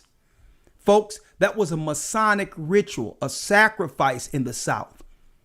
When you go back and look into those white sheets and hoods that they wore for the KKK, folks, that's straight Scottish and Yorkite masonry with the burning cross. That's to sacrifice God's people to their God Lucifer, folks. They'll make you think it was a racial thing. It was a white people hating black people, so they put on sheets. Nah, that was all ritual. Celebrating that they're crucifying and hanging hanging our people from the tree, like the Roman Empire hung our king from a tree. The hangings in America mocks Christ. But in return, Christ, our King, who's on high in heaven, have sent forth a spirit to raise us out of the grave. See? He lives. Even though you want to show Cesar Borgia dripping with blood on a cross, that has nothing to do with our Christ, our Savior, our King. He lives.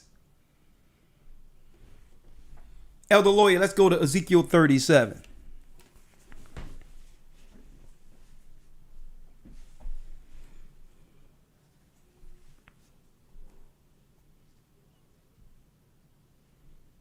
All right, Ezekiel 37, verse number 1.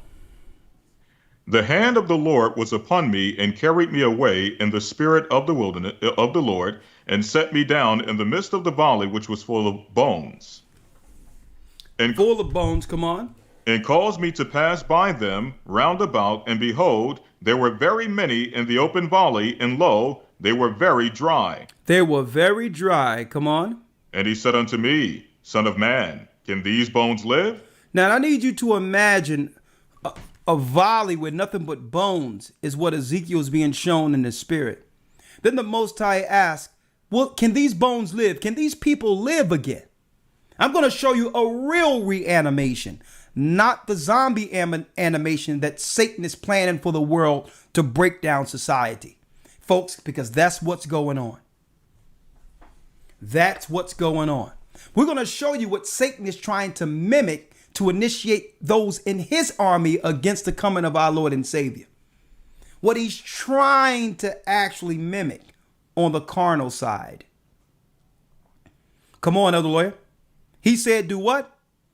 It says, and he caused me to pass by them round about, and behold, there were very many in the open valley, and lo, they were very dry. They were very dry, read. And he said unto me, Son of man, Can these bones live? Can these bones live? In a grave now, can they live?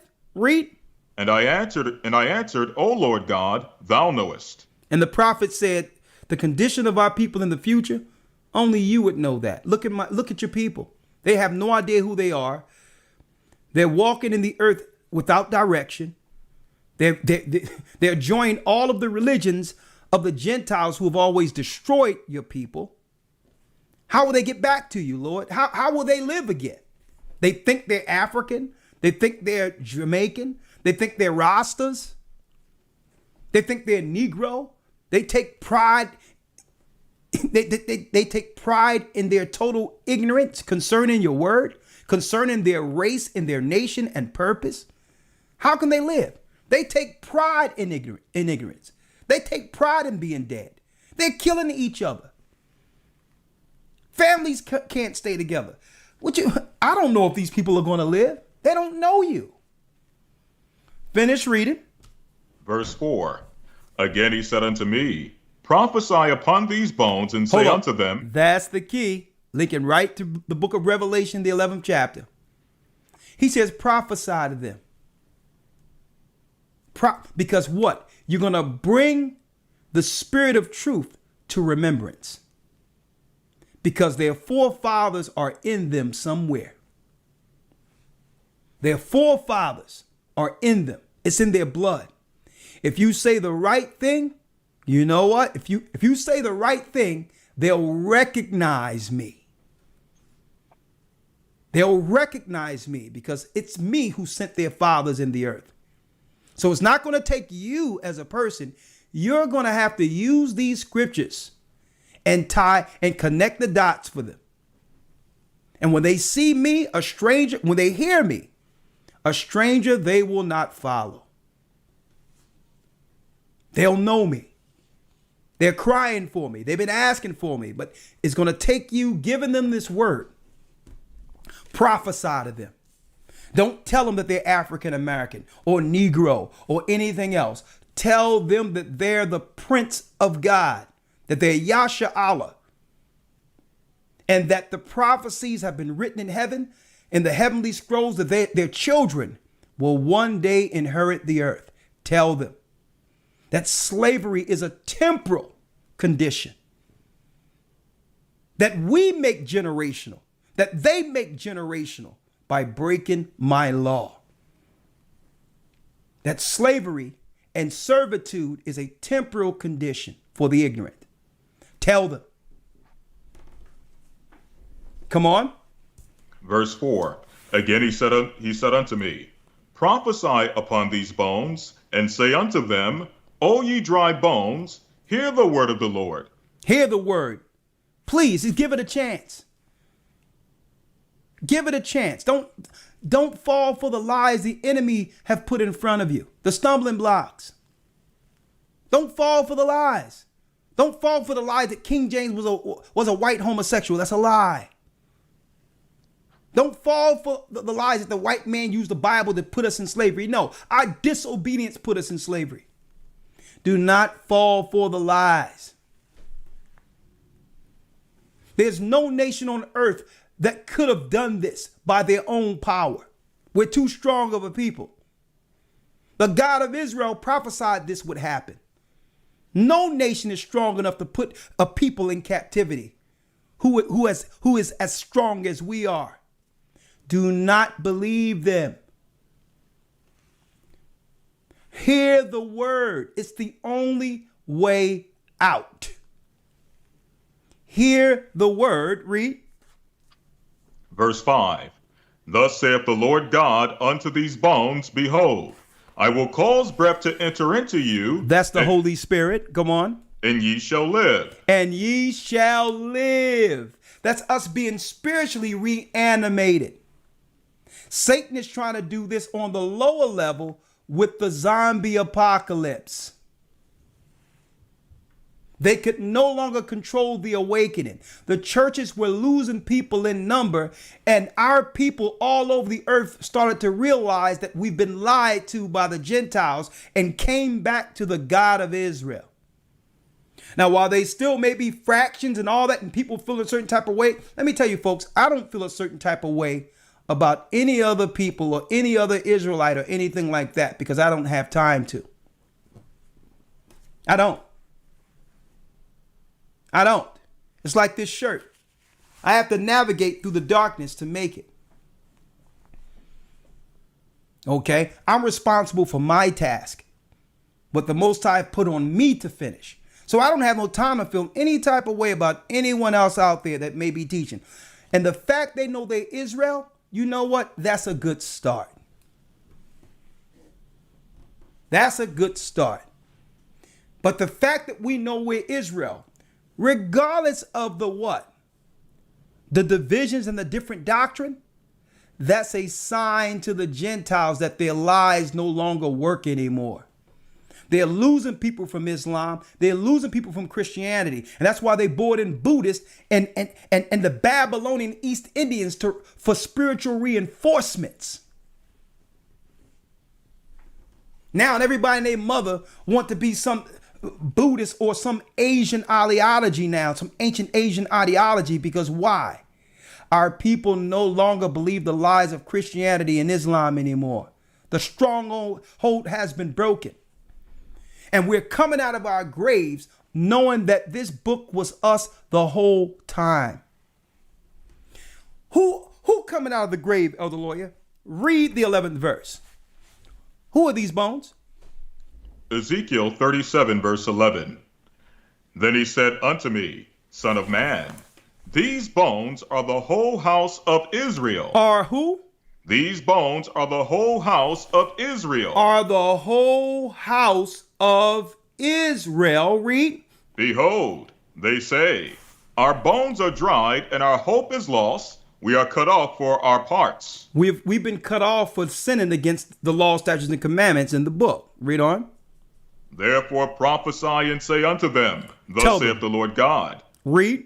Behold, O my people, I will open your graves and cause you to come up out of your graves. Come on. And bring you into the land of Israel. That's what's happening right now, folks. So they had to beat us to the punch. That's why they had to beat us to the punch. Albert Pike said it in the late 1800s on the Morals and Dogma, that they're going to cause confusion in the earth and eventually do what? Release the nihilists and the unbelievers and atheists against family at the very end. Dismantle Christianity and Islam by pitting it one against another. And on top of that, in the midst of it, the Jews get Palestine. That was their prophecy on this earth. I'm showing you the prophecy of the restoration now according to the Spirit. So they were getting there knowing that there's a gate there. That gate between Adam and Eve, when Adam and Eve was taken out of the garden at the Gulf of Eden, there's a gate there, brothers and sisters, like there are all over the earth. Because when the angels come, their presence is just going to be in the earth altogether through portals. So they had to gain possession of that area for what? Preparation for the battle of Armageddon. And that's Satan. And who is he going to use? He's going to use the people he have reanimated in his army to fight against Christ. Like who? I showed y'all earlier. Like who? Let me show you. Like the Night King. Like the Night King. All the people with the stuff in them, it doesn't matter. You will be reanimated. And guess what? You'll be what? Initiated into his army.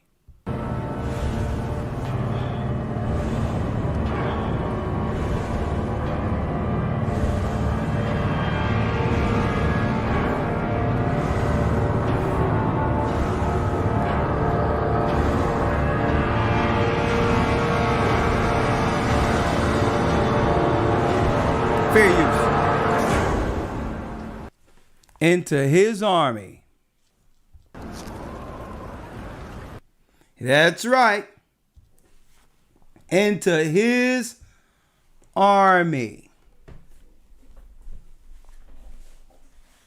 Because why? We found out, for those who missed it, let me show them again, Elder Lawyer. For those who missed it, real quick, I want to show this. That under Amazon's terms of use, under Amazon's terms of use, it reads, under Amazon's terms of use, 42 and 10, that in order for people to do business, they have to agree with these terms. And here's one of the terms: acceptable use, safety, critical systems, right? Let me go down straight to it. However, the restriction will not apply in the event of occurrence, listen to this clearly, of occurrence certified by the United States Center for Disease Control, the CDC. It's in Amazon's terms and agreements. Or successor body of a widespread viral infection,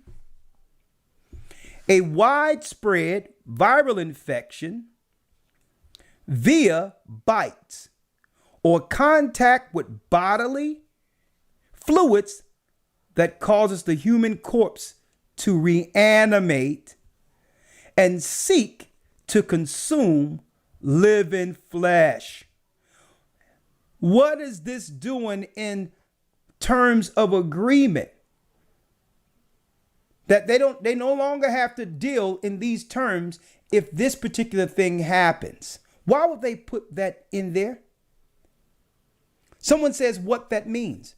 They have a scenario where they don't have to fulfill certain things if there's an outbreak and zombies are loose. And then it says what? Living flesh and blood, brain nerve tissue, and is likely to result in the fall of organized civilization. That whatever's going on now can cause people to reanimate, and therefore there'll be no need for any laws, because how can you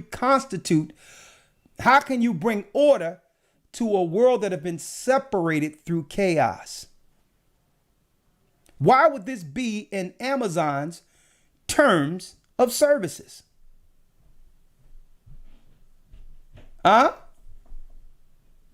Because they know what's about to happen.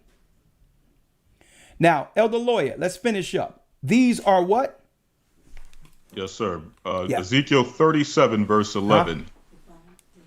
It says, "Then he said unto me, Son of man, these bones are the whole house of Israel." Hold on a second. What'd you say?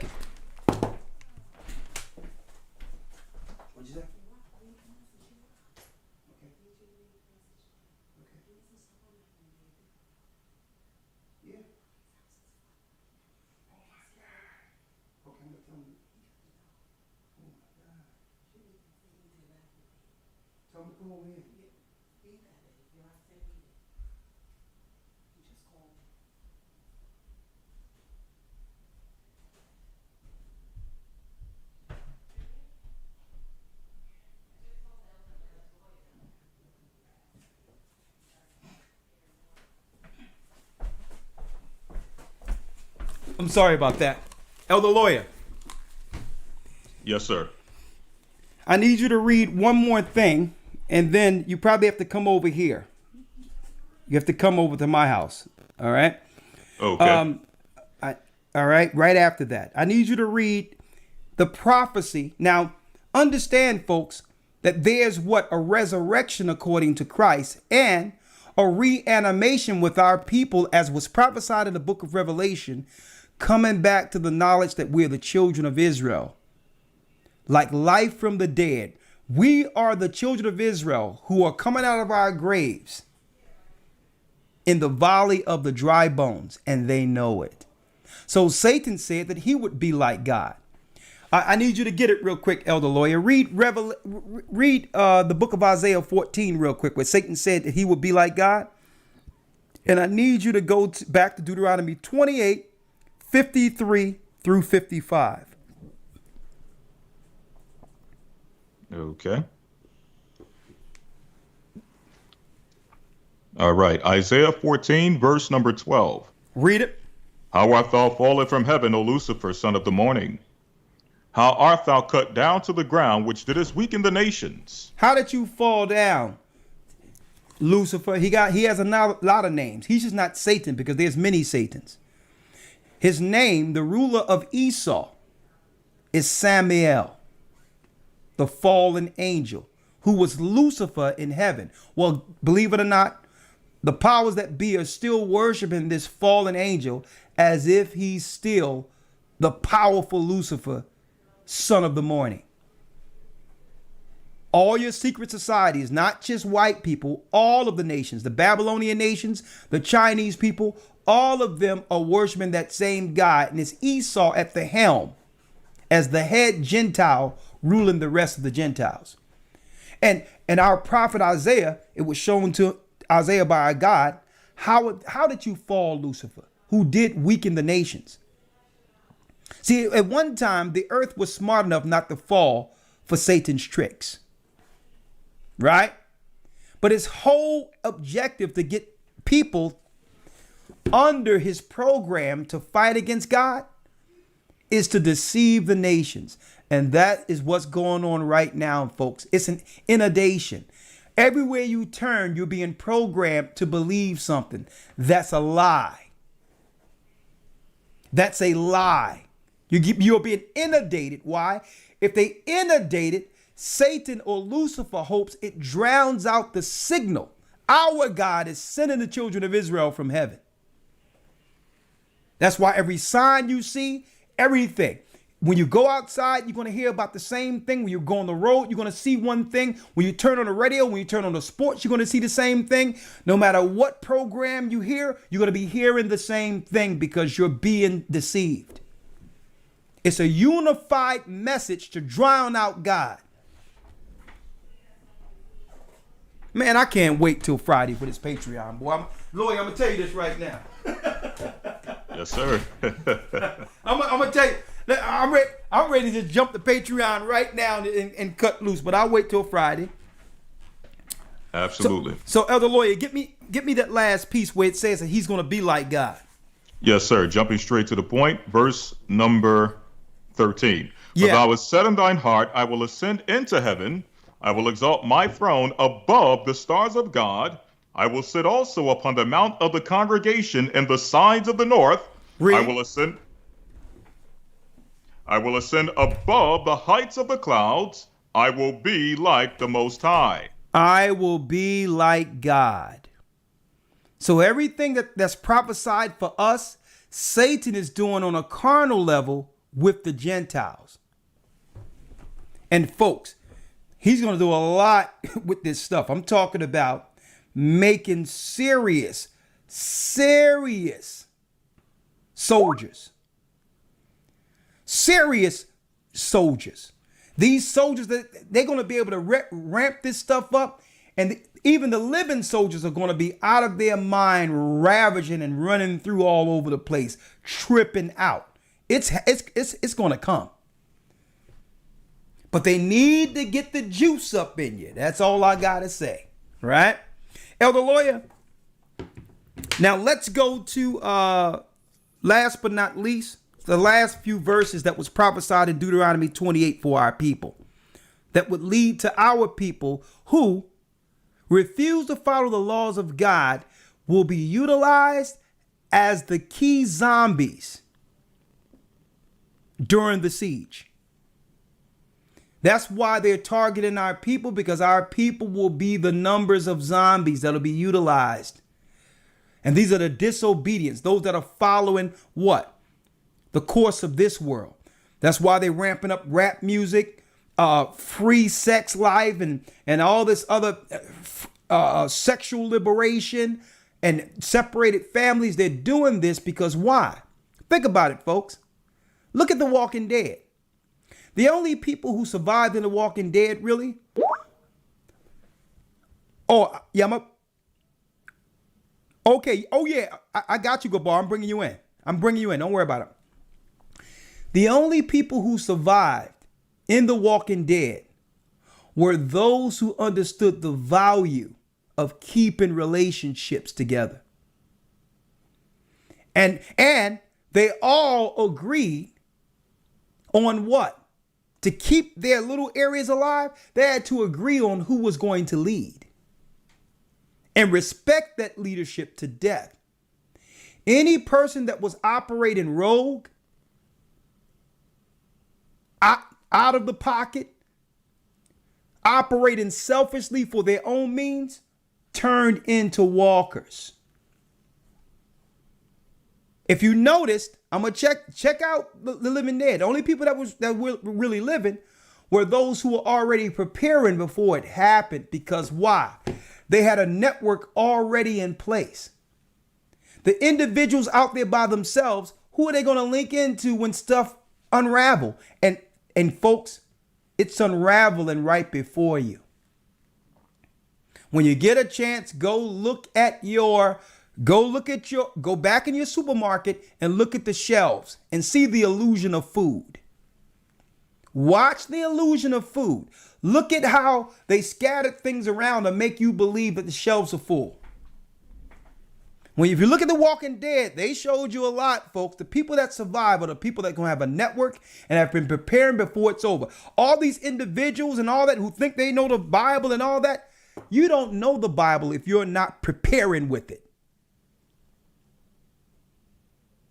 I don't care how many breakdowns you think you have. Joseph didn't save the earth during the time of the famine, the 7-year famine, because of scripture. He did it because he put scripture and the knowledge of his God into what? Action. So you think because you got a few breakdowns, the Most High is with you. Guess what? The breakdown means nothing if you're not putting what? The word of God into true action to survive. To survive. Doesn't matter what breakdown you have or how much level you think you have. How smart are you if all the knowledge you have of the Most High and you're out there by yourself with no understanding on what to do when what? The whole earth is being broken down into tribes for the sake of survival. And it's happening right before your eyes and you can't even see it. Everybody was wondering what was going on when Beyonce and Jay-Z years ago went and got themselves an island separated from the United States. Okay, what meetings was he in? When Kanye West went and bought all these acres somewhere and dropped off the planet for a second to be in some remote area. What was he told in these meetings? The dismantling of the world, including America. So all these cats talking about they know the Bible and breaking down the Bible. If you're not preparing like Joseph did, who knew the God of Abraham, then what good is the word you claim to know? Elder Lawyer, one last piece, and then you can come over here, all right? Yes, sir. Get Deuteronomy 28 and 53, and I need you to read that to 55 for the disobedient. Read it. Deuteronomy chapter 28, verse number 53. Yeah. And thou shalt eat the fruit of thine own body, the flesh of thy sons and of thy daughters, which the Lord hath given thee in the siege and in the straitness wherewith thine enemies shall distress thee. So that the man that is tender among you and very delicate, his eyes shall be evil toward his brother and toward his what? His eyes shall be evil toward his brother. If is not we living through that right now? Where your own brother eyes are evil towards your own brother. Folks, this is breaking down on every level where family members, those who came out of the same mother, has a brother who hate them. Is this not prophecy? What Christ said would happen at the very end? Well, guess what? This is what happens before a society totally falls. Because the only defense, the first defense, is the defense of your household. That's the first defense. and then it extends from your household to your communities, to your next door neighbors. But if your first defense, if there's division in the first defense, which are brothers, the community don't stand a chance. The community doesn't stand a chance. Finish reading. Come on. Yes, sir. Verse 54. So that the man that is tender and delicate among you, or tender among you and very delicate, his eye shall be evil toward his brother, and toward the wife of his bosom, and toward the remnant of his children, which he shall leave. So you're going to have people who's going to hate their own wives and children. This is showing you the people who will fall in the last siege, folks. It's because we weren't focusing on loving as a defense mechanism to be together in preparation for what's coming through those doors. We were fighting each other.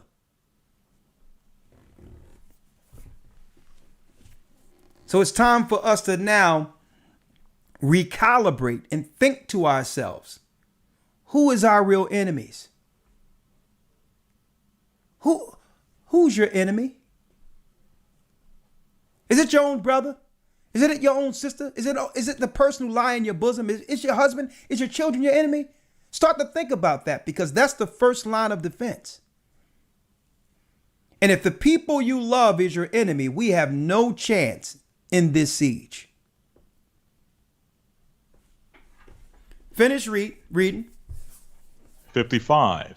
So that he will not give to any of them of the flesh of his children whom he shall eat, because he have nothing left him in the siege and in the straitness, wherewith thine enemies shall distress thee in all thy gates. In all thy gates. That means cutting off things where people can't travel and you'll be distressed. And eventually, people are going to eat people. It was prophesied. It was prophesied. And that's on the what? Zombie level. And this was prophesied in Deuteronomy 28. What would happen to our people who did what? Who began generation after generation to begin to live and scorn or hate the law of God given to Moses. Here we are. We're in the, really, believe it or not, we're in the chemical stage of the zombie apocalypse. That's where we are. Elder Lawyer, come on with me real quick. And when you get off, you'll understand what's going on over there and you'll come to me. And then let me bring in Elder Gabar, okay? Yes, sir. Let me bring in Elder Gabar. I have Elder Ramar on the line. If you have something to say, Elder Ramar, I need these phone calls open. And I hope you've been edified and take this as what? As what? A breakdown that can sustain you through this, understanding that the enemy told you how he was coming at you a long time ago.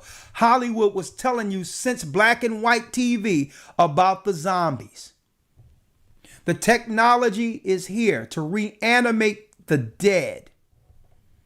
They'll use you while you're living, and guess what? And after you pass, they'll still be able to use your body. For science, quote unquote. All right, let me bring in another elder now before the calls, but I'm sure Elder Gabar is chopping at the bit. And it's good to see him doing good. All right. It's good. He's coming in.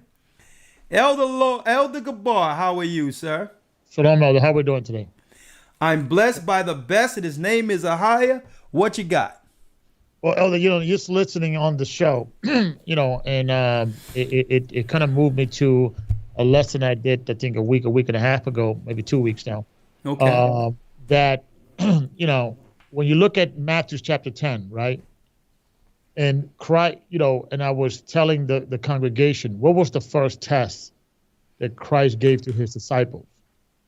And when you look and read chapter 10 of Matthew, he told them, go out there. Don't take no purse. Don't take any money. Don't take any, weapons. Don't take any notes. Don't write anything down. The Holy Spirit will take care of you. And when I read that, right, and I actually went into detail when Christ was saying, don't take none of this. Oh, but by the way, I'm going to send you among wolves as lambs, right? Or I'm going to send you with people. I'm gonna send you as serpents, as sheep among wolves. Exactly. Be wise as serpents, harmless as a dove. Yeah. Exactly, right? So when you read the scriptures, right, and you see, and you start in chapter 10, it first starts, it names all the disciples, and then it names the people that Christ want the disciples to go to. And he made it clear, do not go into the way of the Gentiles. Do not go into the way of the Samaritans, who were claiming to be Israelites at that time. They were imposters. We know that history. Yeah. So the target audience that Christ was sending were the lost sheep of the house of Israel.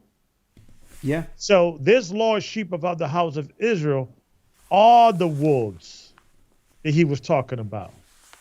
Beware of men that come in sheep clothing, but inside are wearing wolves.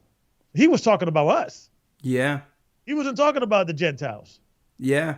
And that's why it's extremely important, brothers and sisters, that this thing is not about the Israelite race. Yeah, we're God-chosen people. And yes, there's a prophecy dealing with 104,000. We have to gather the Lord to that man that is numbered, right? But it's about righteousness. It's about who is the righteous among Israel. Because the rest are wolves. Hey, Gabar, you know what's deep about that? Check out how the other nations rallied together and circle the wagons in time of crisis. Yeah. Right? And I thank the Most High for the opportunity to travel, to see how other countries and other people operate and see. And this is why when they tried to do into Egypt what they did here this year with the riots and all that under Tiananmen Square in Egypt years ago. And they couldn't accomplish that because what? The Egyptians were too tight as a family. They tried to use division, propaganda. They put in Morsi, their own guy, and all that. And the Egyptians came together and moved that guy and put him in prison and stood together to keep their what? Their government in place. Why? It didn't work because their families were together. So I see, but now that unity. But check this out. I look at the detractors, even though it doesn't move me, because that lets me know we are doing some serious work, and I thank you for your work. Well, praises. And I'll tell you this: I'm used to it, but if you check this out, you very seldom see Edomites or other nations publicly coming against the church or coming against other Israelites. That is true. I can point one on my finger, and he's a Jesuit puppet, Vocab Malone. But in number, the majority of people in a time where we should be circling the wagons that's attacking and coming against the work are our own people. And so that's why it's extremely important. Yeah. We must unite, not under a color or under a race. We must unite under a principle of righteousness. Yeah. Because, we envy these other nations, right? With they all stick together. And I mentioned this many times. You have Korean people that live in Brooklyn will go to Koreatown to shop with their people, and they'll take that train ride. Yeah. Right?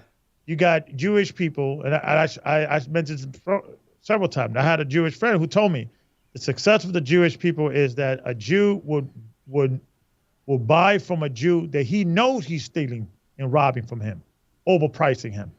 And he will stay with that Jew person, that colleague, until he finds another Jew that will give him a better price. He will not go to another nation and purchase something for cheaper. He will stay within his own nation. So how do we use that for our betterment? What we need to do is within the church, we have to, like you promoted the brother's T-shirt. Let me know. I want to support that brother. Yeah. And we have to start realizing, okay, even if the so-called Jews are running around saying, you know what, we're going to buy for ourselves. And listen, and this is not a shot to the Jewish community. I commend the Jewish community for loving their own. Yeah, they're supposed to. They're supposed to. Right? So we should, what I'm saying is that we should take what other nations do, right? When you go to Little Italy, when you go to Chinatown, they're only buying with themselves. Yeah. We have to do the same thing in our church, and we could build this empire, if you will, righteousness and commerce, the Israelite Wall Street. Yeah. You're the Black Wall Street. We need our own Israelite Wall Street, and I yield with that. Well, Gabar, to come down to this, and I was mentioning in the academy, and I told people, while everyone was scared operating during 2020, you had roads still being built, and you had property being built, being taken right up from under the people. While everyone was scared, not knowing what to purchase, whether or not things would go back to normal, you had a certain demographic in this world buying up everything. And what I said was, listen, we're smart enough to understand that we're moving by the Spirit of the Most High, not through fear. At the end of the day, the only way we'll survive as a people, as a nation, because it starts with family, community, church, is there's going to come a time when things break down and there's no finances because of what? Because of, the cryptocurrency or the mark of the beast. Well, if that's the case, we're going to have to take what we have tangible and turn it into a system having all things common to divide what we have to get to where we need to get to. Turning what we have physically into food, shelter, and raiment in other locations. And we can't wait till all of that happens. It starts now. But brothers and sisters, they'll see something and not realizing that what's being accumulated is to help sustain when it's time to liquidate and do certain things like that. Because a lot of our brothers and sisters, they don't have foresight. They don't have foresight. And so I wanted to put that out there real quick. But let's real quick, Elder Gabar. But real quick, I don't know if you've seen the beginning that the CDC years ago was preparing for a zombie preparedness. And it was on the CDC years ago. Yes, sir. And I'm just going to do this with bullet points real quick before the phone calls. Yeah, and I was listening. Okay. Well, I'm going to do this to give. We have 4,000 people and hit the like button to give a refresher to those who came in. That since black and white TV, since 1968, they've been talking about a zombie apocalypse, return of the dead, dawn of the dead, zombie, 28 days later, Day of the Dead, Zombieland, Resident Evil, you name it. They've been talking about I Am Legend. They was dovetailing, or on a low level, it's called predictive programming, satanically, prophetically telling people what they were planning on society. Something bio would happen would lead to zombies, right? I showed that. Then I showed you in The Walking Dead with fair use that Rick on The Walking Dead, after leaving the CDC, told people what? Fortify. Hunker down. Pull up. Roy affected. Listen. We'll find shelter somewhere. There's got to be a place.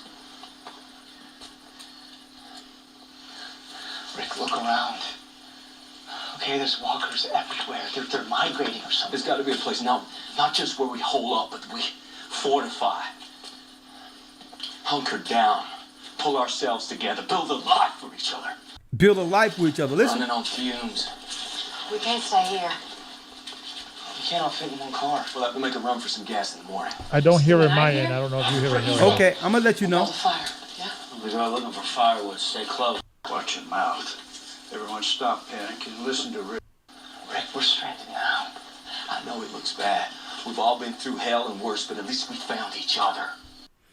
In this scene, y'all can go there when y'all get time. Rick says that we all are infected after leaving the CDC. He was held up in the CDC, and it showed what? fair use. It showed a doctor of the CDC. Listen, they were held up in the CDC.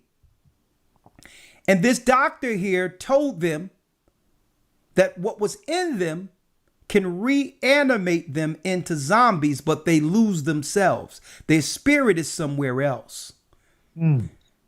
Okay. That there will be something connected to the brain that can reanimate chemically after the brain dies. And at the end of it, there's no soul, but a little spirit left to reanimate the dead person. And the only way to get rid of this person is what? The only way to get rid of this person is, you got it. Let me show you here. Is a bullet to the brain. That's what it showed here. This is what it showed here in this classic scene where in The Walking Dead, they arrived at the CDC and they started breaking down something that was in the person, an MRI virtual camera, to show what happens to the brain for those who receive the chemical. Right? And then in 2002, under bath salts, I got another video that showed a video camera where they were actually filming a brother eating another person, quote unquote, high on bath salts. But that's what they told us. Witnessing how they're dealing with this man on bath salts, the people around him aren't alarmed or scared at all. As if, and when the police and the emergency people came to this guy didn't jump to try to do anything to them. So what was this? What was this guy on? And could what happened to this guy happen to people now? Eating other people, which was prophesied in Deuteronomy 28. And I'm just giving people a refresher before we answer the calls. And 2 Ezra 13:8 reads, "And after this I beheld, and lo, all they which were gathered together to subdue him were sore afraid, and yet durst fight." Okay, so these people who are being initiated into Satan's program, following the zombies' airwaves, are going to be initiated into Satan's army to fight against, that's right, Christ in the second coming. Even though they're afraid, they'll fight anyway. Why? Because they'll be controlled. They will be controlled. And So Elder, so in the same light, I know a few years ago, you was having a conversation, or you were doing a lesson that they're prepping United States citizen or preparing the military or a foreign military to actually come in the military or in the American landscape, because they don't have that loyalty in the same way that an American soldier will have that loyalty, because like... You mean foreign troops that was actually written into law during the Patriot Act, where foreign troops can operate on American territory. Absolutely. Right? So, and clearly they did that because they know that American citizens will probably not kill American citizens if ordered, right? And especially these other groups like the Oath Keepers and that already took wind to these laws and decided to create these organizations called the Oath Keepers, right? Yeah. So in that spirit, so you're saying that the powers that be know that people, if they see Christ in their right mind, will not say, I think we could beat them. Let's fight them. Because when you read the scripture, especially in the Apocrypha, it says that they were scared, but they still fought. Yeah. Seems like they will be in control. That's right.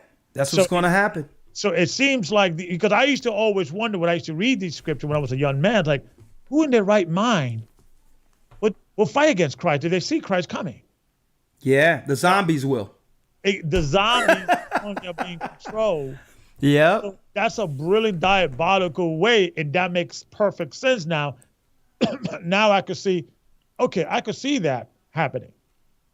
Hey, You know, because I would not see someone. I don't care how evil you are, and you're a human being. You see the earth being cracked, and the black man with 2 billion black men behind him.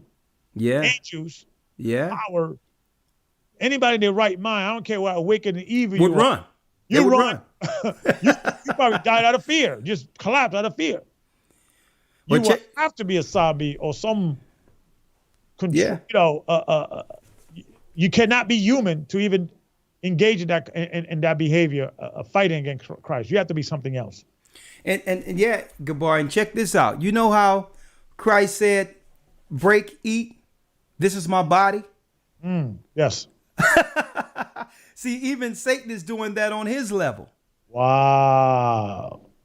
Because everyone is getting a piece of Satan's body now, and they're joining to him. So this is like his holy communion for the whole earth to become a part of him. You see that? At the end, it's going to be the forces of good against the forces of evil. That's what it is. What we're looking at is a ritual throughout the earth where he's initiating people into his communion, into his body. And it's going to be Christ's body against his. And this is why family is going to be going against family. Already people who decide that they're going to just follow God and not this crap they're bringing out right now, people are already turning against each other. Now, just imagine those who've had Lucifer's race in them. It's going to intensify because they have communed with the devil. They have done it in their lives. And now it's been what? It's been sealed with the chemicals. Wow. So I'm going to leave it there. We'll leave it there. Well, we talk offline, but yes, this is, let me tell you, what we're seeing right now, because don't forget, pharmakeia is sorcery. What we're seeing is a worldwide ritual to Satan. And those who are deceived by him and weakened by him will be initiated into his body. So whatever he does, just like the Night King, they must follow. It's going to be something in them because it's part of, his mind will be a part of their mind and vice versa. So whatever he do and wherever he go to fight, they'll follow. So Satan's trying to copy. Yeah. So he's doing it on an artificial low level, but it's the same on the level he has power to do it, on a chemical level. So the Walking Dead are going to be operating in Satan's army and get crushed to powder. But guess what? Even those who die, their bodies will still be operating to some degree through reanimation, but their souls are bound. Now, I'm going to go into, I may talk about it in the hell breakdown, the souls of those who die after this. What happens there? Who decided to give their body to this world and their soul to hell. That was a decision. Okay, so I'll leave that there. Let's open. Hey, the zombie apocalypse is upon us, but we have to be under Christ's body to navigate and to defeat Satan's body. There's no in between. There's only two masters. Yeah, shout out Elder AHAYAH from Texas. You know, we did a show yesterday, and he has the Kingdom in Heavens and You supplements. He actually sent me some. That's the gift that you gave me. Yeah. So I give him, promote his product yesterday. He said, what we got to do, we got to do bodybuilding, meaning, build the body of Christ. Body building. So we gotta that body. So shout out to him. Absolutely, man. Absolutely. Okay, so I'm gonna bring Elder REI in next week, and he'll give us an insight on what to do for our physicality. I even spoke to REI. I spoke to Brother Azan or Bishop Azan over in Dallas. How I'm like, listen, we're gonna seed him. One of those rooms gonna be a complete gym. Because we got a lot of brothers and sisters who are going to these gyms and all that, and what they're doing is you don't know if somebody's contaminated, shedding, or whatever the case is, And you can't have people coming in sick because they worked out amongst the infected.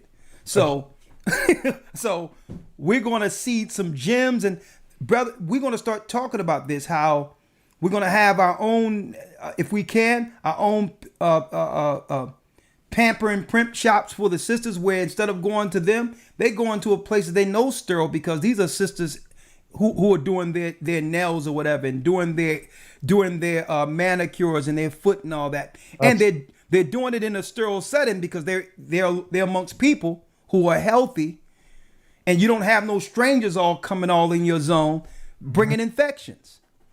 So if it's any time to start thinking about supporting each other, it's now. It's now the time. Absolutely. Yeah.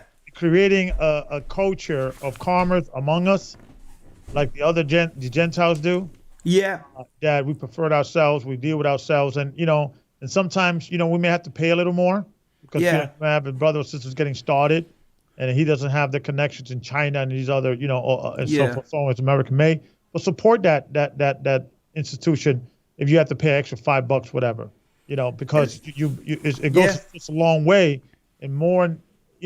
Now, especially part of my channel, that I Am Fit podcast, is to promote business and promote, highlight brothers and sisters that have been with our walk and been proven, and say, hey, if they're starting a business, I want them to be successful. Yeah. Because if his success is our success. Well, let me open up the calls, and I wanted to say this real quick before we go. I'm opening the calls. You can stick with me. We can answer calls together. I don't know if you're going to be able to hear the calls, will you? I should. Yep, I should on my end. Yep. I'll let you know if I can't. Okay, I think you will. All right. So I remember a time, Gabar, where there were no hair shops like that. Right? That was just something that women would normally do to treat themselves ever so often. But I believe that Esau and the other nations seen an opportunity to tax us.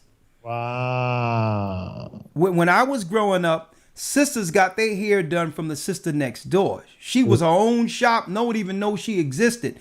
And she was making hands over fists if she was putting the extensions in or doing the hair or curling the hair, or it was your mother or your cousin or your sister putting the tissue in your hair, giving you curls and all that. I'm telling you, we have to go back to that. Hey, for the sake of survival, we have to actually move back to that. Yeah. We have to move back to just supporting each other on a community social level, man. Because you go into one of these shops and listen, if these people say that something came from China over in here, what's to stop something from being in a shop somewhere and you go in there and something happens? I don't know. But I know you can control what? You can control who comes into your circle, your house. So I'm going to leave that out there. I'm going to leave that for another show. Yes, sir. The zombie apocalypse, the zombie prophecy, that's where we are. Thank you. I'm going to call in real quick, Elder Gabar, and then bring you right back in, okay? Yes, sir. He's always do great as usual. Real quick, brothers, let me make an announcement. We are in week 7 of the Hebrew and Bible Academy. But if you get in, we'll still give you the past lessons. We're going into Christianity. And we're going to break down every lie that was taught in Christianity. In modern day Western Christianity, every lie will be broken down this Sunday. What we're going to call this teaching, the first time we broke it down like this, they say this, but the Bible says that. It's going to be called Christian Lies. Now, I'm a pre-Constantine Christian. All right. We're pre-Constantine Christians. We're not pagans. So I know the difference between a good Christian and a pagan Christian. So this coming Sunday, we're going to put it all on the table. The Christians told you this, right? I'm going to prove that was a lie. And everything in Christianity that's a lie, we're going to come with the truth to destroy that lie. Christian lies this Sunday. All right. So you don't want to miss that. And also, I would love for you all to join our Patreon. It's the same. It's the same name as you see A Gathering 144. It's Patreon /A Gathering 144. And I say, listen, we're gonna have you some good stuff there. On top of that, I'll be doing a lot of clips during the week to put up there for you. And the links that are missing that we had to take down, the Mark of the Beast reports, because they didn't even want that stuff on Patreon. Well, if you want our Patreon, we'll give you a link, a private link to get all of that, those things and more if you join our Patreon. And the reason why we're doing things like the Patreon and others, because with the financial support, folks, we're turning that money into something tangible. So when stuff break down, we'll have resources for our people. Okay. So the same way there was 7-year plenteous and then a 7-year famine. Well, the Bible says victuals shall be cheap in those days so that the people will think they're in good case. That's what it says in the Apocrypha. So the Most High is going to allow us to accumulate things, knowing that we're going to have all things common to feed people and guide people and shelter people when this stuff breaks down. So this is why we do things where it may cost something, but it's going into something tangible for when things break down. Eventually, there'll be no place to live. We'll be able to sell most of these things, all of these things, have all things common and do what we need to do on the other side of this eventually. So with your support, it helps that. Okay. Now, let's open up the calls and please try to stay on topic, please. All right. And the floor is yours. Let's get here.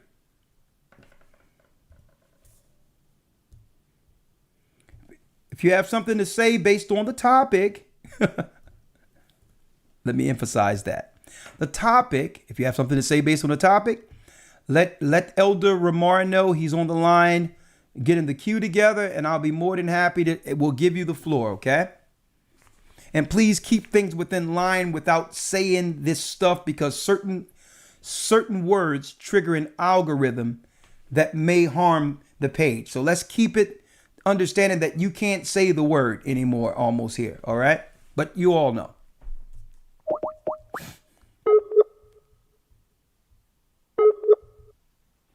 The free conference call number you are dialing will be changing on September 15th to 240. Okay, we're not dealing with that. All right, we're not dealing with that. Let me just call in. Too much information. Stick with us. Ramar, I'm coming in now, okay?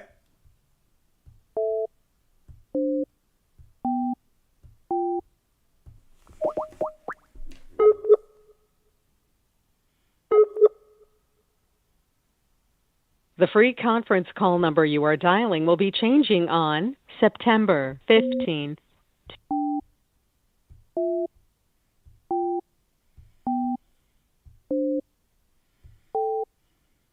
Muted. Okay, Ramar, I'm in. Let me let Ramar know, Elder Ramar know that. Unmuted. Okay, I'm live here, breaking down the zombie prophecy. Brothers and sisters, the floor is yours. I'll bring Elder Gabar back in here. All right. Okay, Ramar, you can start the calls. 945 area code, you're live. Thank you. Hello? Yes, sir. How are you? Oh, how you doing? How you doing, Elder Ricardo? I'm blessed by the best. How are Can you you, hear me? sir? Yes, I can hear you.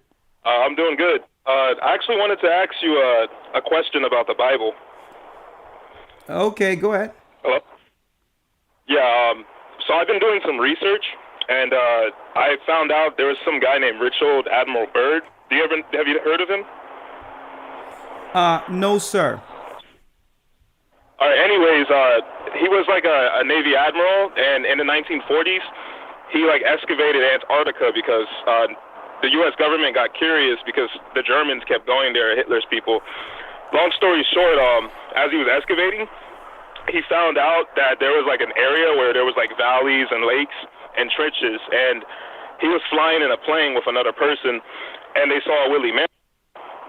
And as he was flying, something took over his plane and started controlling his ship, and then something started speaking to him. You know what? I did hear of that. I've heard of that. I forgot his name, but go ahead. Yeah. So these people, they were in a part of the Earth in Antarctica where no one's ever really been or excavated. So they were speaking to him. They already knew his name, and they told him to open his hatch. So he was a little scared, but he opened the door, and he saw that there was these tall men with blonde hair and blue eyes or whatever. There was a platform that came to his ship and took him through like a city, and the city was made of crystal and had like rainbow hues of color. It was something indescribable. So when he goes into the city, they're talking to him, and they're saying that they brought him there to give him a message, and they wanted him to speak to a master, the person, I guess, running that, domain. So he gets to a room, and as he's walking through the room, there's like rose colors emanating through the walls. The room opens up, and there is like a man with like old etchings on his face. And he said that he brought him there to tell him about what's going to happen on the earth. And this was in the 1940s. They're basically beings that live supposedly inside the earth. And they stay away from all the surface affairs because of how wicked the rulers are of the earth. They don't want to relinquish their power because we know Esau's running everything.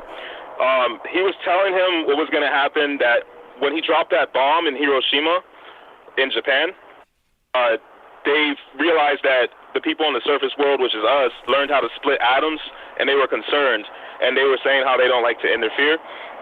So he gave the message to Bird, and he told him to tell the government, because every time they try to Hello, are you still there?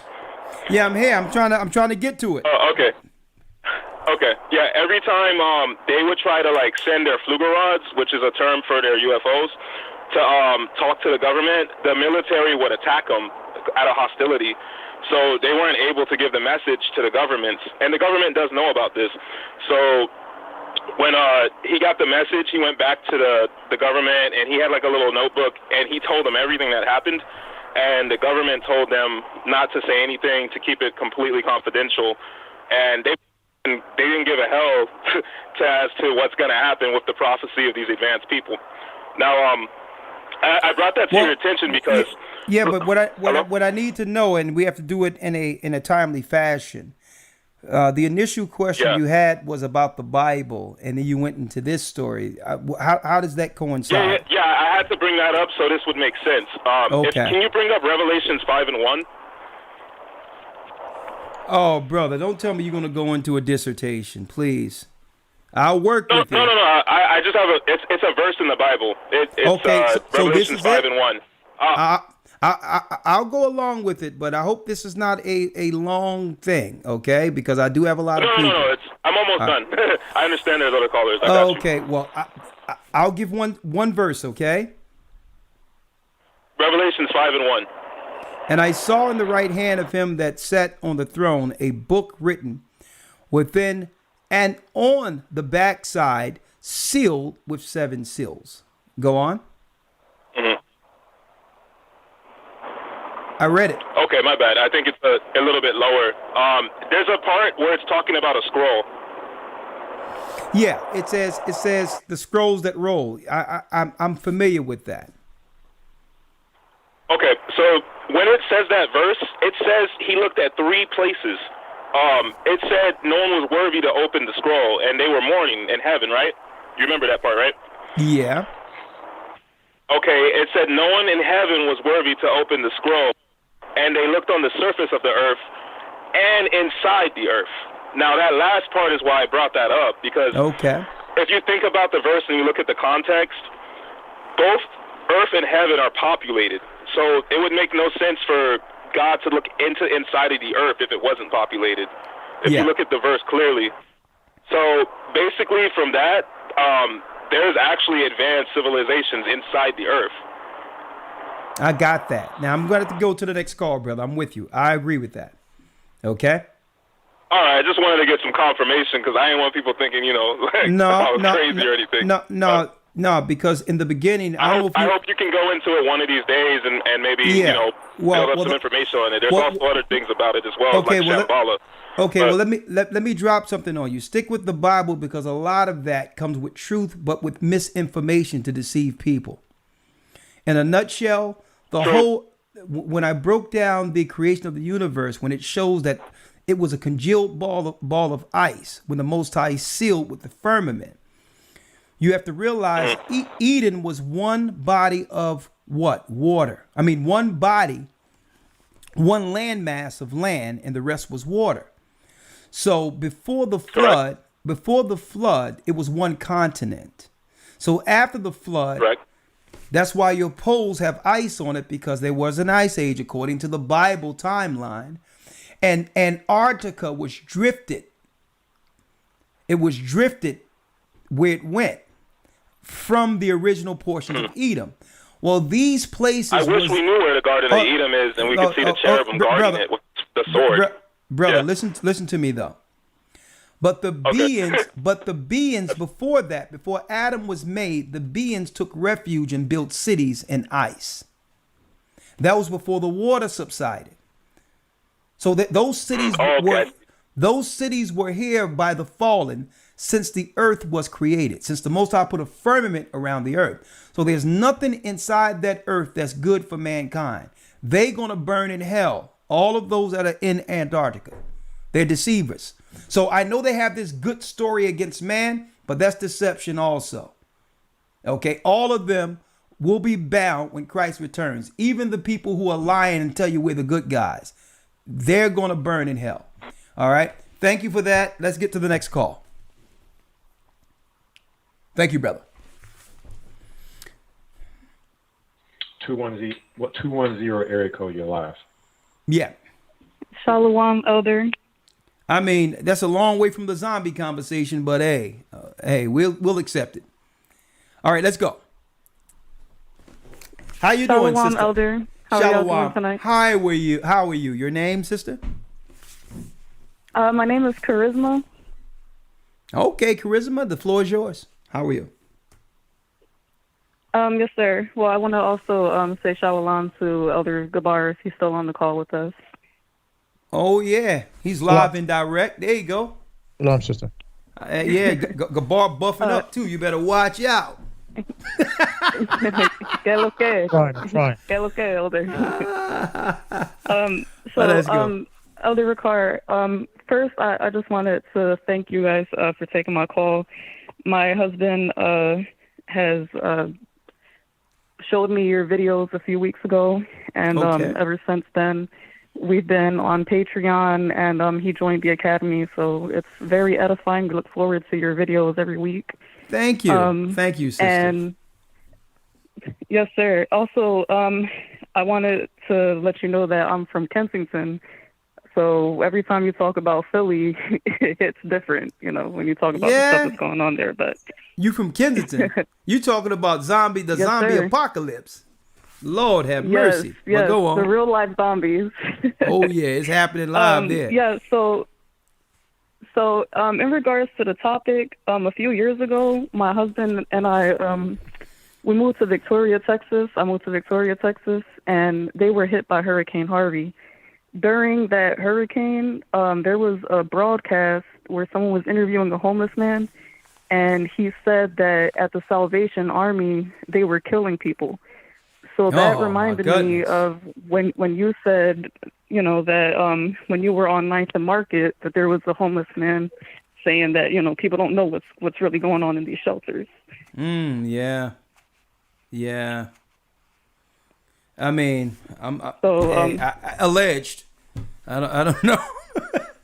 Allegedly, but that's what someone told you. Allegedly. I didn't get those details, but man, would it surprise me? Hey, when you read the Bible, you realize the Gentiles were knee deep into sacrifice. So, and I don't believe that changed. But anything else you need or want to talk about? Well, yes, it's not completely on topic, but we're in San Antonio now. We've been trying to get in touch about baptism. I beg your pardon, sister? We're in San Antonio now, so we're trying to okay, with your bishops as far as baptism goes. Okay, that's great because Elder Ramar is the regional elder over that Texas area.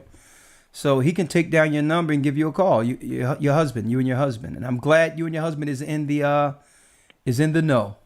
Okay, Now, Yes, sir. now, there's a lot of deception out there, so you make sure you stay on the path, okay? Because don't get tossed to and fro in YouTube land. There's a lot of wacky things going on there. Stick here and yes, sir, of actually course. fortify yourself, okay? Yes, sir. The edification that you provide, we know for sure that the Most High has his hands on you and the ministry. So we're grateful Thank to you. Praise the Most High, sister, and I'm grateful to be here, and I'm grateful that you're here. And sister, I'm gonna tell you, when you get this truth, this is when the true adventure begins. We were asleep. Yes, sir. We were asleep, but when you get this truth and understand that the Most High has a script for us and a purpose against the evil, I'm gonna tell you, it brings living in the time of the end on another level. Okay, and one thing, and people try it. I'll tell you this: is the people try it, right? Once you see, you cannot unsee. And it doesn't matter how much you want to think that, okay, maybe something isn't right. Maybe once you see, you cannot unsee. So, hey, you coming in at the right time, sister. And don't forget, Yes, sir. Thank you. I was awakened decades ago. Okay. Just imagine living in a world decades ago when everyone believed that being an Israelite was crazy. And now you're coming in at the very end and will get the same penny, which is the kingdom, as those who've been working for this for decades. I mean, just stay the course, sister, you and your husband, all right? Yes, we will. Thank you, Elder. All right, bless you. It's an amazing thing. Man. Hey, Gabar, you know, it's so good to hear when brothers and sisters or family together get this truth. I mean, Yeah. that's a breath of fresh air. I don't know when was it I made the statement, but that I think what's going to happen to us is what happened to Christ in a sense when the power that be Pharisees were saying if we leave this man alone, the Romans will come take our place in our nation. I think we're going to be in that level of power and prestige that if they could leave us alone, all the people coming in, going to the water, okay? Praise because the Most High. Let me say this. I think this church, in regards of understanding baptism, there is no other church emphasizing baptism. Baptism doesn't mean they don't do it, but I feel that this church made baptism a trend again. Praise the Most High. But we introduce it or reintroduce it back to the world in its more purest form. And I think it's trending. It's more. It's not taboo anymore to accept the power of baptism. Yeah, within the Israelite community. Oh yeah. You understand? Because if I did research on other camps outside of One West. Yeah. And so for someone, they would really not. That's not really what's. They missed that. And Christ started his ministry. Yeah. Getting baptized. Absolutely. So absolutely. It's a profound thing, and I think that's the dangerous thing that they're gonna be looking at, like, oh, snap, they are taking people to the water. Yeah. And they're doing it right. Praise the Most High. The right spirit. That's dangerous right there. Praise the Most High. What's going to happen to us, the same thing is happening try to happen with Christ. They're going to try to leave us, remove us out the way, because everybody is going to be craving in to get, baptized, as they did when this pandemic started. But I'll tell you this also, man. I heard other guys was laughing at when we first started baptizing. I guess some guys amongst other groups were saying, I heard Rikash Yar's baptizing people. He's in the spirit of John the Baptist, but they were cracking a joke, right? And somebody that used to be in there said, they was joking, calling me John the Baptist. I'm like, listen, I don't take that as a joke. I take that as, hey, you know what? That's a badge of honor that they're even talking about it. Right. And you know what? There's enough water for all of us. I don't feel no certain type of way. If you need the water, I can show you where it's at. Yeah. All right. Thank you. All right. Let's get to the next call. Bless you. Next call. 404 area code, you're live. Hello. Shalom. How are you? Hey, how you doing, Elder? This is I'm doing Quinn. well. What you have to say? Quinn. What do you have to say on the zombie prophecy? Well, I just pretty much, Elder. I had a comment and also had I needed your input on something. Is So it went pretty much? I don't know if it's on. But brother, anything outside the topic, we have to have Remark give you he'll jot down your number and I'll call you separately. Okay, we have to keep things on topic. It takes away, it veers away from the program, unfortunately. All right.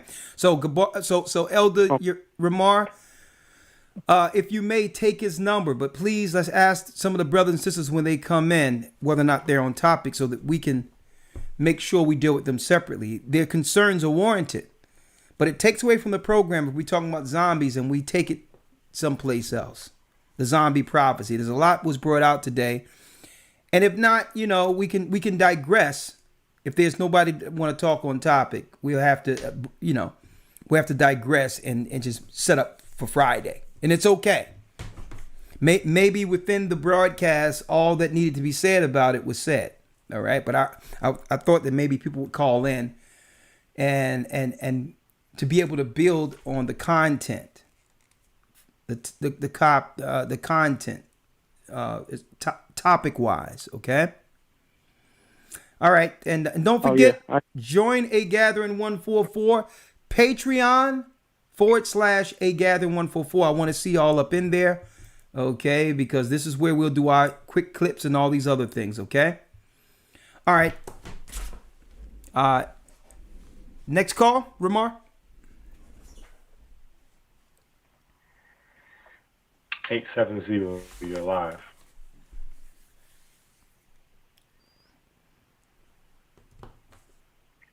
Okay, let's get to the next call. 870. It's fine. Let's get to the next call. You're probably on break or went away for a moment. 463, you're live. Hi, can you hear me just fine? Yes, I can hear you. Your name and location. How are you? Hi, Elder Ricard. My Hi. name is Kenya. I'm from Indiana. Nice to meet you, Kenya. Okay, so first of all, I want to say thank you for everything. Okay, I myself I've had several dreams in the past, and all of them has been mentioned throughout your CD that I have. So that was confirmation for me when I first started listening to you guys, and I ordered your CD, and every single song, especially Who Will Stand.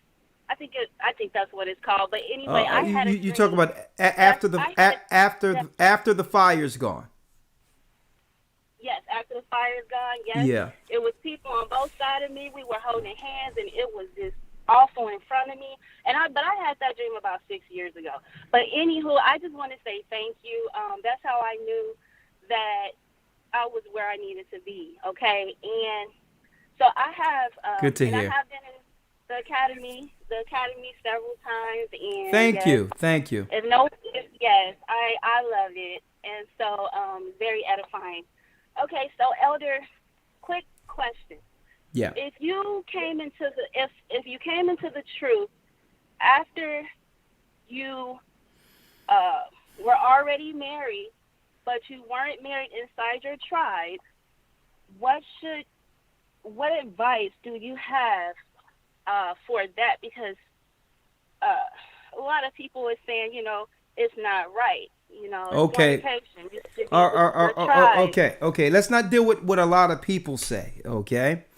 Let's deal with this. And it's Israelite. Okay. No. I don't deal with what people say, because why? You'll be tossed to and fro all over the place, right? If you're asking me, first of all, I can answer you first by asking, is this your situation? Are you married to someone Yes. that on the surface that's may not Yes. be or you don't think is an Israelite? Okay. How Yes, you don't got to listen, you don't got to tell me what he is. How does he treat you? He treats me good. Okay, he treats you good. Stay with your husband. Don't listen to what people are saying. So a lot of these people can't even stay in a relationship with an Israelite. And they're going to tell you what to do. No, the whole thing is when Christ come back, I tell you in Matthew 25 and 31, he'll separate the nations. He'll separate those who be, because who knows? You may listen to these people who say, leave your husband. And suppose somewhere down the line, it only takes one drop on the father's side down to the fathers to be an Israelite somewhere. And here it is. You done let go a person because someone online said something and he was an Israelite. And I'm going to tell brothers and sisters all over the place, judging the outward appearance all the time. At the end of the day, people are going to be surprised when they see Christ divide that line and they're in another line. And somebody they thought was another nation is in the Israelite line. And this is why I treat everyone like an Israelite. Because the Bible had the law of strangers. Now, if we're under the Old Testament, when it came to the Moabites and all that was serving other gods, he says, no, we're not to deal with them. Okay, we're not to deal with them. Now, this is not carte blanche for someone who's unmarried to find a Gentile. But when you come in, you must stay as you are. You must stay as you are, because why? That's who the Most High had you with in the truth. He's treating you right. Is he worshiping another God? No. Okay. So he's not. It's more like No, listen to me. He's not worshiping another God. Do he have you bowing to idols? No. Okay. What you got to do, sister, is keep your family together. Don't be listening to what they're saying online here. Keep your family together. And if y'all not supposed to be together, when Christ comes, because Christ he opens the portal. It's his door. It's his kingdom. He divides. Okay? So no, don't get frustrated. I know it's going to be hard dealing like that, but that's how the Most High brought you in. Okay? And you stick with your family and you be the wife you need to be to that man. And as long as he's not having you serve other gods, you treat him like you would treat your husband, with honor and respect. Okay? Okay, thank you so much, Elder. All right, don't break to the pressure, because you have these people out here talking about Israelites and all this other stuff. And here it is. You can have people talking about, I got this wife and these wives and all these things. And you have people not even staying with Israelites, with the people they're with. And they're going to tell you what to do? Nah. You focus on the kingdom and take care of your family. All right? Because you don't know. You never know who it is. That's why you can't judge the outward appearance. The Most High brought him in. He take care of you. You take care of him. Follow the word. Okay? Okay, yeah. All right. Thank you. All right. Shalom.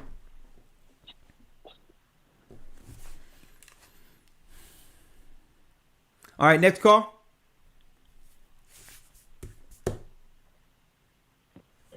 $702, you're live. Hi. Hey, how are you? Your name, location. My name is Anthony. I'm in Las Vegas. Okay, the floor is yours.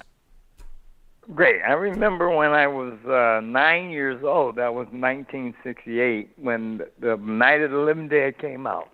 Excuse me. I remember getting sick as a dog as a child, and I never watched it since. Man, Or The Exorcist. I can't watch them. I don't want them. Demonic spirits will come right through these films, and that's what a lot of people don't understand. I'm a former stockbroker, and I was really calling because I need you to get in touch with me. I have a solution to all these money problems, and I can't discuss it on air. I'm calling from my home phone right now, but I can give someone my mobile phone so that you don't miss me whenever you get a chance to call back. Okay, so you said you have a solution that can help financially progress this work and to help our people. Completely and totally, worldwide. I will call, almost immediate. Oh, don't worry about it. You will get a call. Ramar, put down his brother's number and his name. And again, it's Anthony Davis. Anthony Davis. Make sure you get his number, Ramar, and you text me his number, okay? Got him. All right. Thank you, Elder. I'll call you out. We got a holy day coming, but I'm gonna call you well before Monday, okay? Anytime. I'm going to make sure you have the mobile number. I always answer my phone any time of day or night. Okay. Well, I do business all over the world. I answer my phone all the time. Okay. Well, hey, let's do the Most High's business. The water, brother. All right. Okay. All right. The water. And see, as you can see, Gabar, really highlighting what you mentioned earlier, where Christ sent the disciples out without purse or script, saying a workman is worthy of his hire. That phone call is a perfect example. We didn't have to do anything but teach the word, and the Most High put what's needed on the road for us.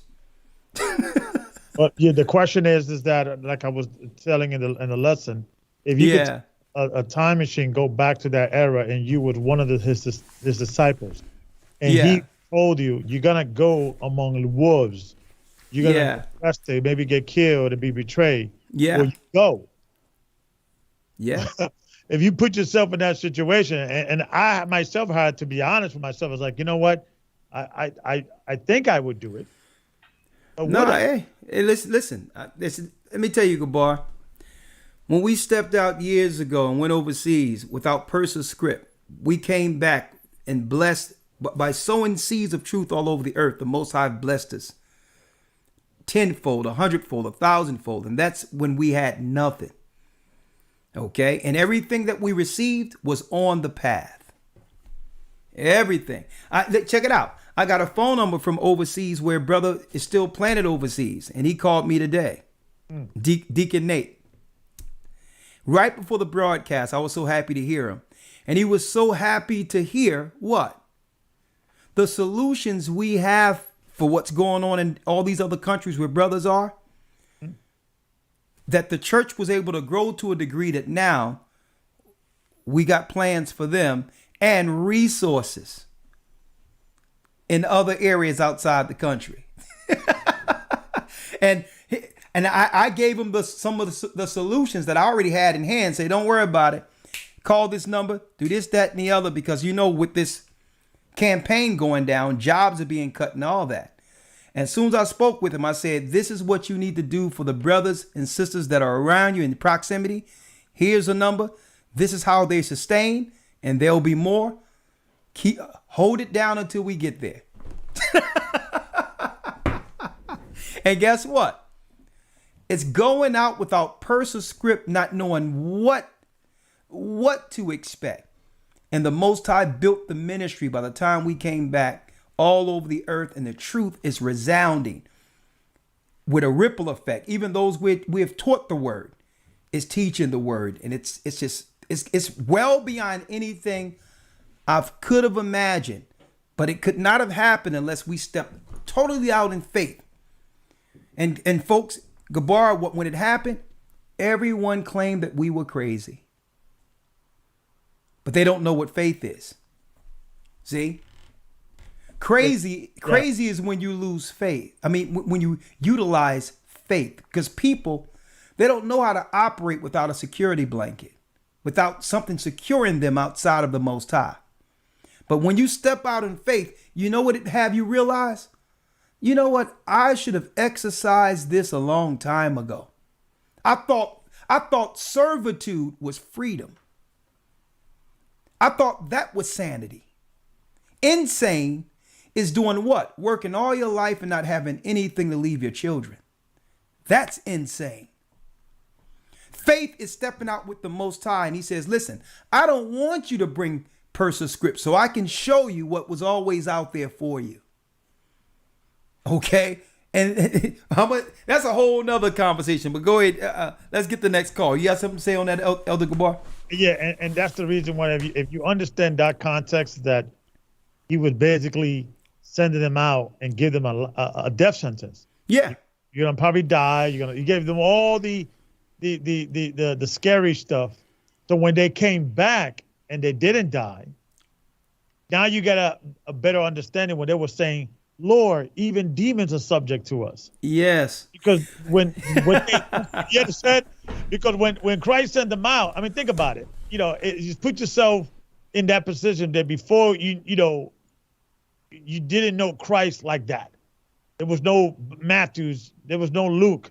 This man is claiming to be the Messiah. You believe him. And the first order of business he tells you after you follow him around for a little bit.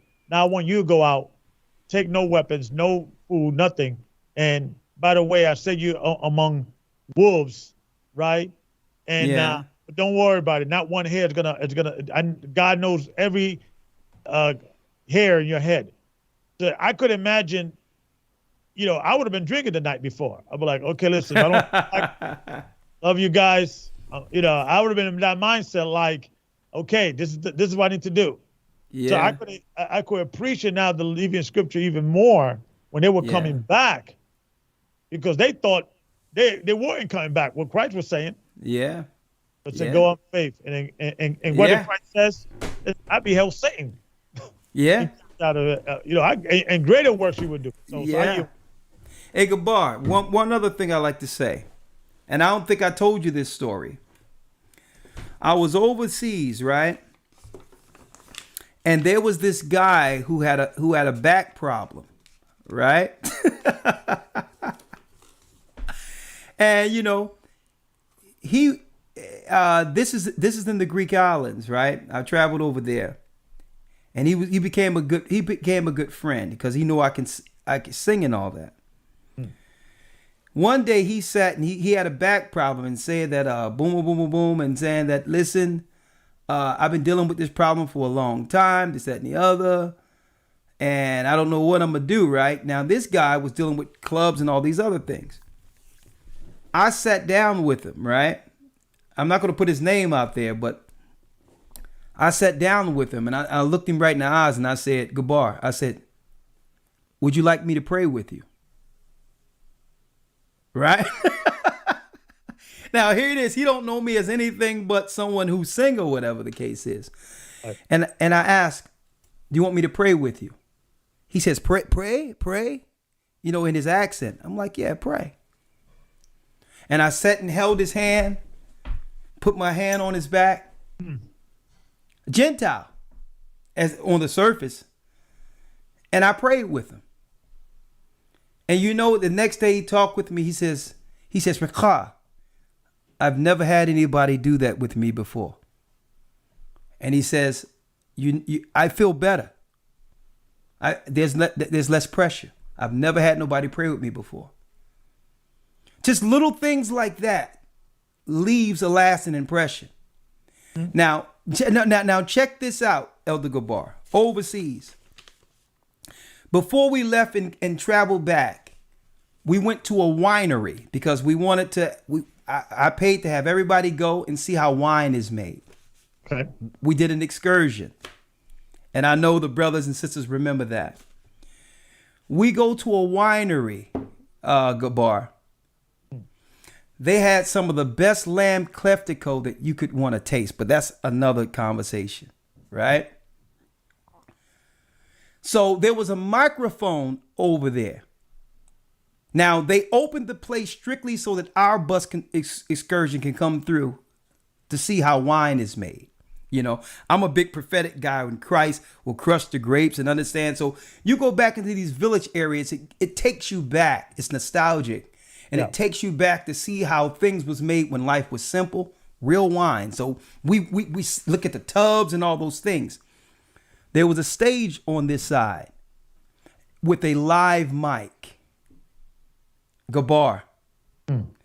We picked up the mic and started to sing.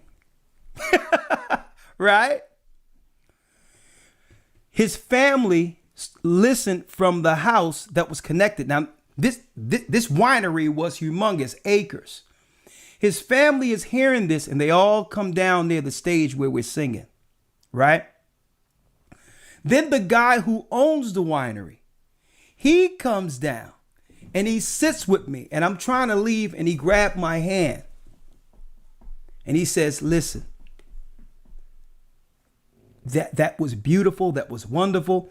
He pulled out all these magazines, Gabar, and showed me all these magazines of how his winery is really the top over in Europe.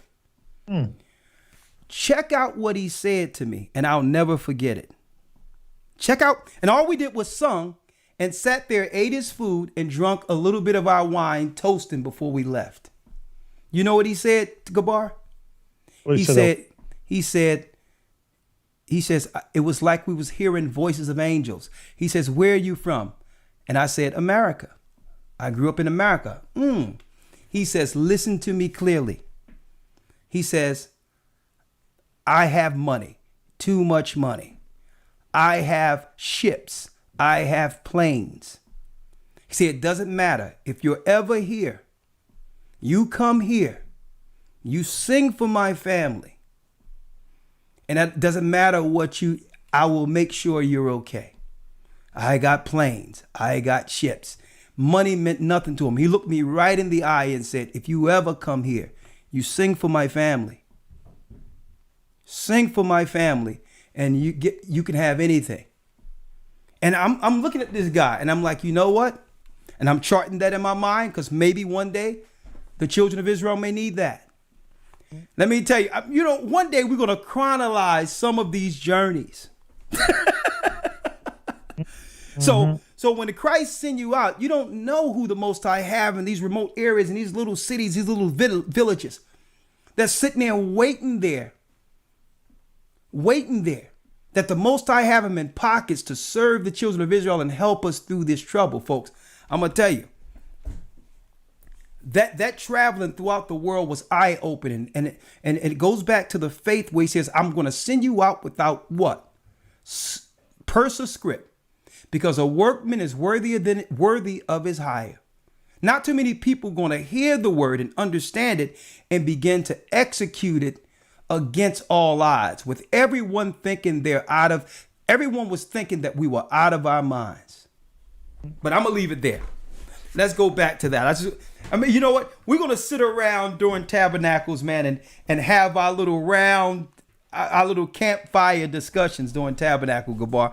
I want to hear your stories. We can do ours. We're going to do that, all right? It's funny because I was talking to y'all last night, on the podcast, and we were all reminiscing.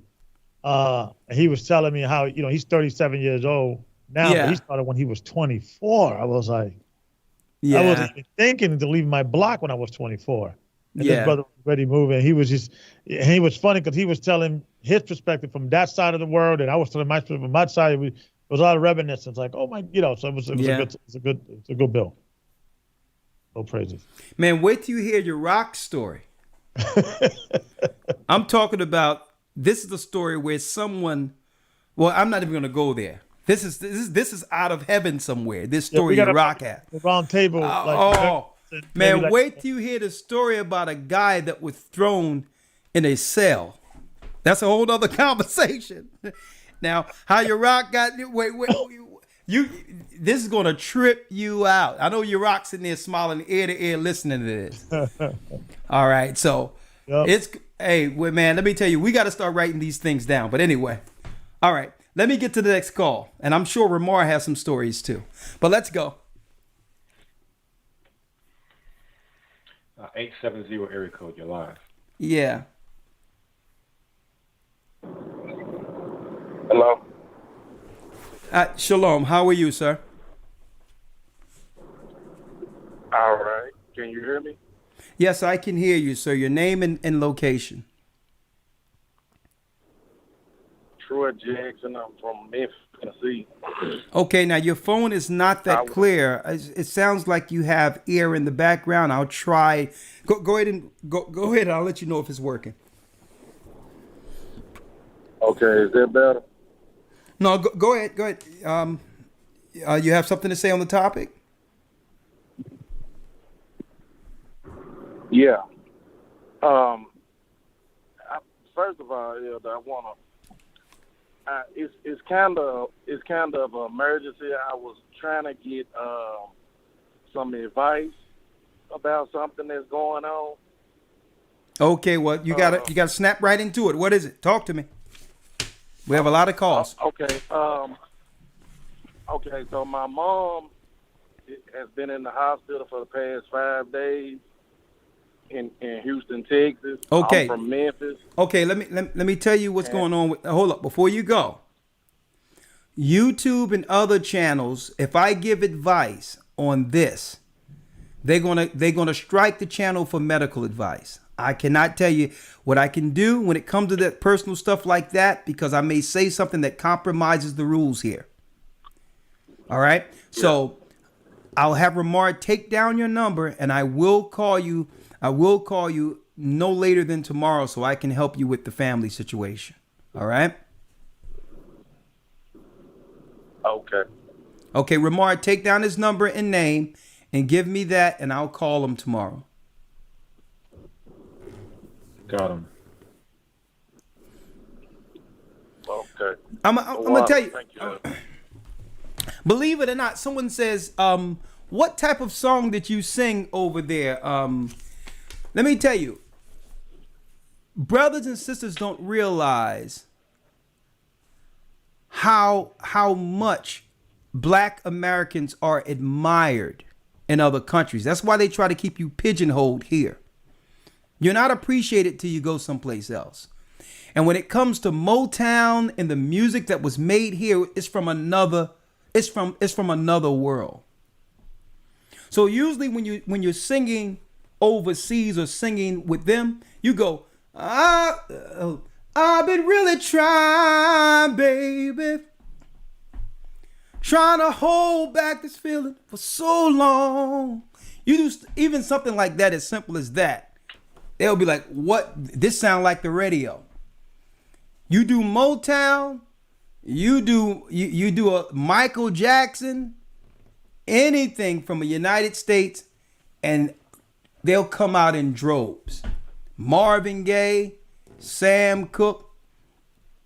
Our people don't know how put it this way. You can have a regular guy who's singing here in America and go overseas and have the best talent in the whole country. Okay, that's how it is over there. So you can go sing a little Motown, whatever the case is, and boom. And they appreciate it over there. But what's the next call? Next call.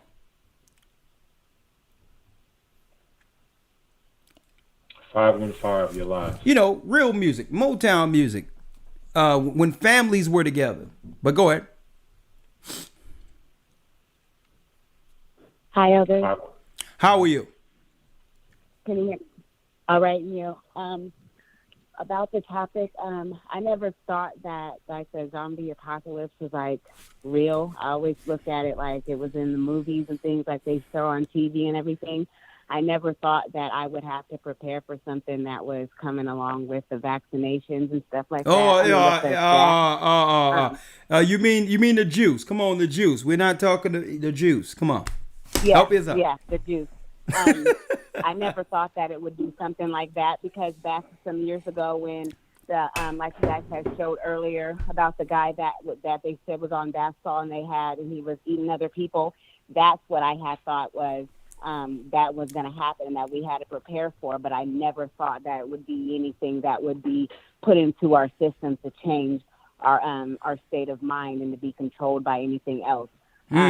So watching this broadcast and being along or seeing what's actually going on and understanding it now for what it really is, it's a lot different. So I want to get on here and say thank you for the information that you guys are putting out there, because I was one of those ones that was not, I didn't believe in all that. I used to think it was funny, and just, put it off or something like that, but it's deeper than what I actually ever put my mind to, like I never thought it was connected to the beast or anything like that. So I'm glad that you guys did release that information for us to have better understanding. Yeah, and sister, I'm gonna tell And you, that's all I wanted to say. you know what? It really started. Let me tell you, because when you look at the Voynich manuscript, that's a satanic book. It have good herbs and bad herbs and different gateway drugs that the elites would use, to break down society and lead the world into a stupor, disconnected, high on drugs. This is why when you look at TV or hear commercials, everything is pharmaceuticals today. And I really believe they were preparing us for the zombie type zone during the crack era. If there was any such thing as an introduction to what a zombie is, a walking dead, it would be what we witnessed, the impact of the crack era on our people. I believe that was a stage of it. But where it's going now, but they was slowly acclimating us into where we are now. Okay. And now, hey, I'm going to tell you right now, this fix they giving people right now is going to be way more effective than the crack era. I'll tell you that. And and guess what? I don't believe I don't believe there's a rehab for it either. But thank you, sister. Great points. Great points. Thank you. Have a good night. All right. Anytime you want to jump in, Elder Gabar, you can do so. Let's go to the next call. Yes, sir. 678, you're live. Hello. Yes, how are you? Hello. Bless you. How you doing, Elder? I'm doing well. Yourself, your name and location? Nigel. I'm good. My name's Nigel, and I'm calling from Atlanta. Yes. Talk to us. Okay. So I had a comment and a question for you off topic. My original comment is, my wife was showing me this earlier today. They have this book called the American Medical Association Encyclopedia of Medicine. Okay. Right? And when you go into the Encyclopedia of Medicine, it has the Ronirone listed on it as the virus that caused the common cold. Okay. That's in the medical encyclopedia, and it's dated 1948. Interesting. So they've taken the common cold and made it this level of excitement, right? Well, the whole thing is I can't affirm or deny what you're saying, right? Because I don't have it. I dig it, Elder. I was just letting you know that. So but if you wanted to take a look at that book, it's there. Okay. What we can do is, because I don't have the evidence in front of me, give me the name of the book again, and I'll make sure I get the book, and that's something I can show in the future. But I can't confirm or deny what you are allegedly saying. This is my first academy. All right, just make sure get his number, Ramar, so I can call him and get the details. Because even if it does say that right now, alleged. All right, I have to say that because I can't confirm. You're just a caller, and it's out there. I wouldn't say I don't know if it's in there, but if it's in there, it would be interesting. All right. Thank you. Right. I thought that was interesting as well. My wife showed me that today. Yeah. So I just thought that was something to mention since we were on this topic. Right? Well, thank you. You said you had a comment before we go, a question before you go. Let me get the next call, but go ahead. Yeah, I had a question. I was talking to my brother. I'm trying to get him in the academy as well. Yeah. I've been sharing with him some of the truth that I've learned over the last few years from you guys. Yeah. And he was asking if he was a part of the tribe. Now, my entire life, I thought he was Mexican. But he told me that he's from actually Panama. Okay. The Panamanians are Zebulon. Zebulon. Is that the same for El Salvador? Yes. That's Zebulon. Yep. Okay. Zebulon. Okay, so I just wanted to ask you that. And one other question, Elder. Come on, brother. You're eating up time. Is it unlawful to work? Well, last question. Is it unlawful to work out on the Sabbath? Well, the Bible says you cannot do servile work on the Sabbath. Mm-hmm. All right. So servile work is working for money. But I try to do as little as possible outside. I teach on the Sabbath, so I don't got to worry about whether or not it's being broken. I can't break it if I'm teaching. Okay. That's what I do. And I try to keep the things that I would normally do for the rest of the week, So if I was you and had control over when I work out, and you have the power not to do it on the Sabbath, I would suggest you do it on the other days. Okay, right. But it's not against the law to pick something, to work out. Because when someone was picking up sticks, they should have did that the day beforehand. Right? They should have did that. Not the fact that they were working out. They were picking up sticks to make a fire. When you're supposed to pick up sticks before Friday sundown and let your fire burn all the way through the Sabbath. So your food will stay hot if you need it, but you didn't have to make a new fire. But some people are over righteous where they'll sit there and look at a corner with the lights off until the Sabbath is over, and I respect that too. But all in all, you have a conscience. And if you're thinking about if you're questioning whether or not you should do it, you probably shouldn't. Okay? All right? All right. So we'll stick with that as the rule of thumb. There you go. All right? All right. Thank you so much, Elder. Man, all right. Thank you. I hate to let so many people go. I mean, we upward over 33,000. We was up near 4,000 already, Elder Gabar. This topic was very, very, I would say, eye-opening, and I hope brothers and sisters understand the prophetic time we're living in, where the majority of people are being turned into zombies. We're in the chemical stage of it now. So I hate to let so many people go. So I'll try to take at least 2 or 3 more calls with so many people waiting. They're still here. So absolutely. All right. Yeah, I think it's all preparing us mentally for when it does come. It is not something that is such foreign, visually speaking. That's when when you deal with the television, right? The television, the word there is vision. They're giving you visions. An image, yeah. Down the pipe. And usually when you before cell phone was a thing, they were promoting that. Before beepers was a thing, they're promoting that.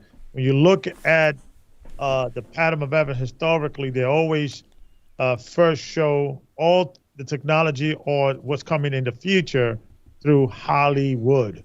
Yeah. Television. So Hollywood is the Celtic wood that sorcerers used to cast spells on people.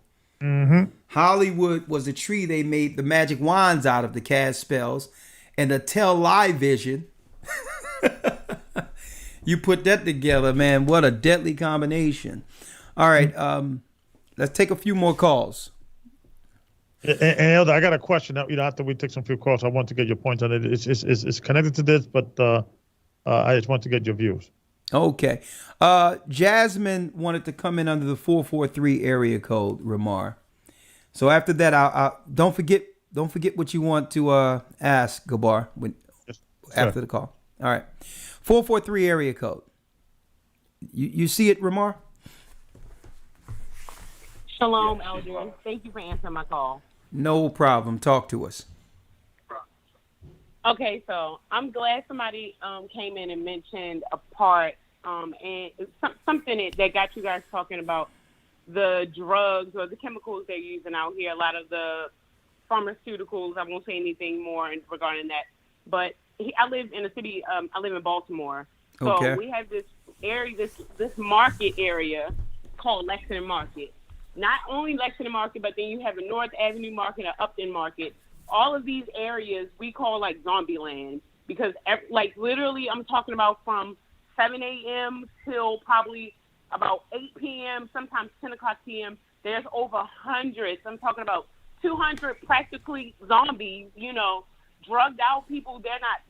They're unconscious most of the time, but somehow they're still managing to walk. They bump into you. Like, honestly, I hate walking in these areas or walking near the market. But I live kind of near the area, so I don't have any choice. But I noticed that it's just something about the markets. I don't know if, they're pushing these, the drugs in that area specifically, you know, harder than anywhere else with a purpose. But I'm talking about straight zombie land. Sometimes I often see them writing nothing on the ground, rocking back and forth. It's like they're trying to tell somebody something. Sometimes I find myself just standing there watching and trying to listen to what they're saying, because I truly believe that when they a lot of times when people, the drug addicts, they have those moments when they lash out, get to screaming, et cetera, they're trying to tell us something. But you know, most people are just too naive to see that and really believe and take the time to really just sit there. And I try to do that without getting too close, because like I said, honestly, I'm talking about over 300 people daily, and they're on the bus stop. Like, you would think they're catching a bus, but they're there all day long.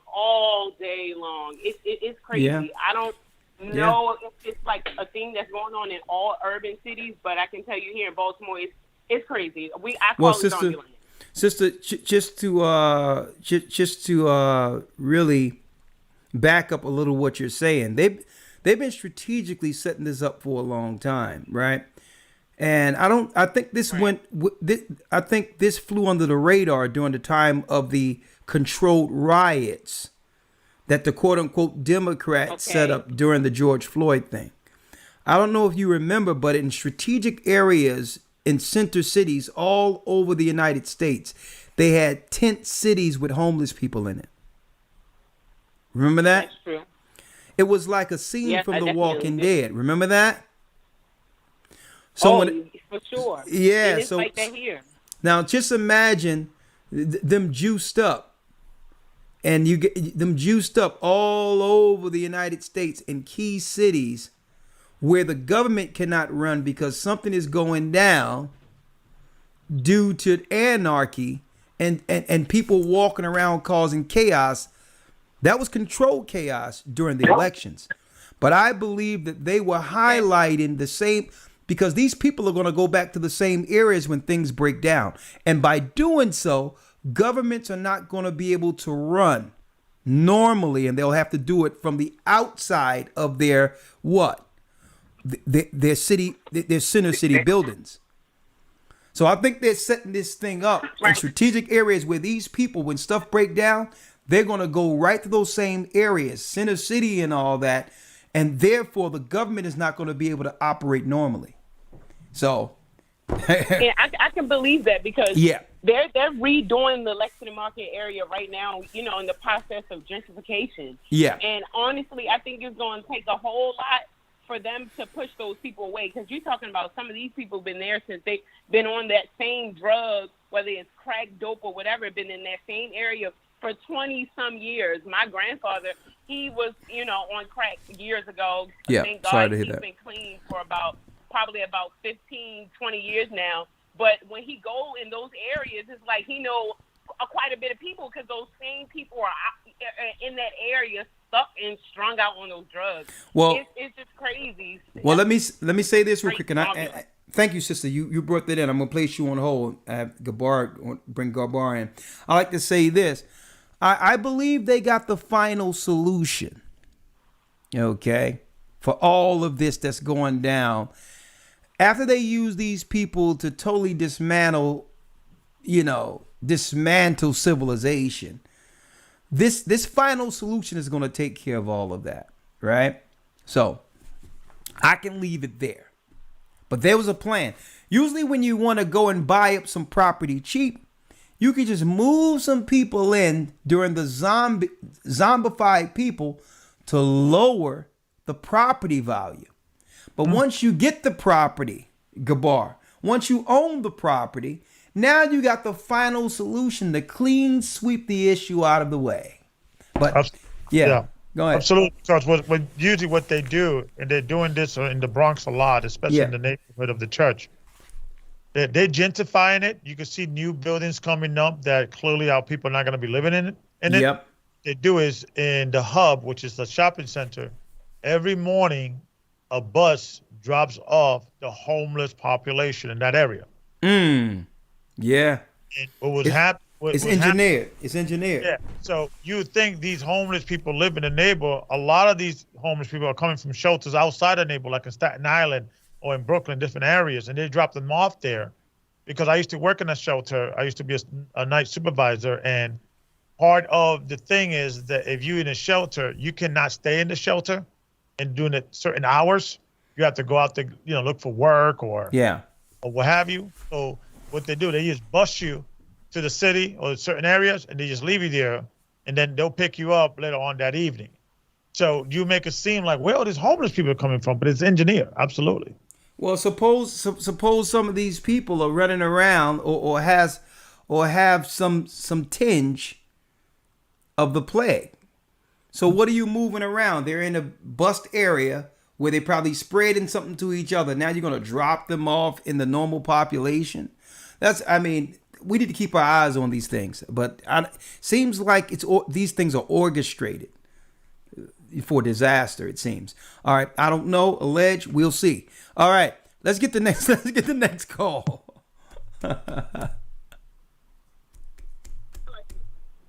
646, you're live. Shalom, elders.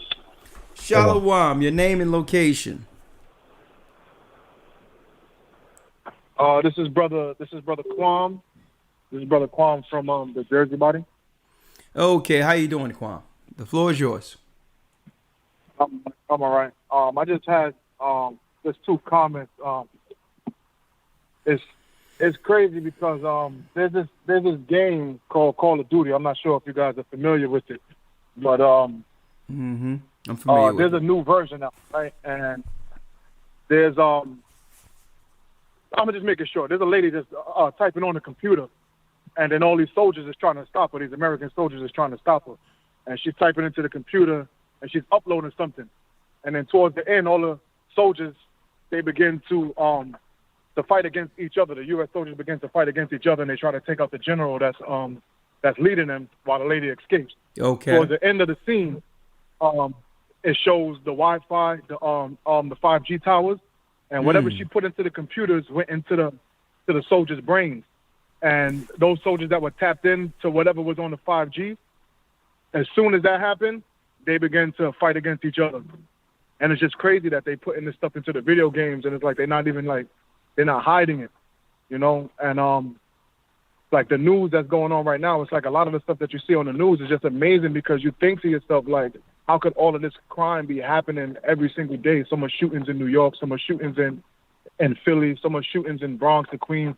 It's like, and then it's crazy things going on, man. People jumping out of buildings, people eating other people. It's crazy. It's crazy. And like, it just feeds right into exactly what you're saying about the zombie apocalypse, because the network is being set up. And that network, if you're not tapped into the network, like I call it the dog whistle network, because if you tapped in, you can hear it. You know how a dog whistle is. Only the dogs can hear it.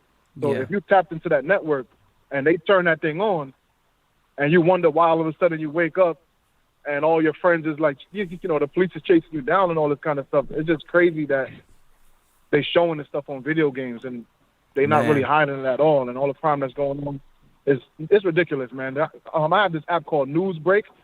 Every 5 minutes, I tell you, every 5 minutes, it's something violent going on. And I'm like, there's no way that all of this could be happening without somebody being behind this type of violence and activity, because it was never going on like this before the juice was out.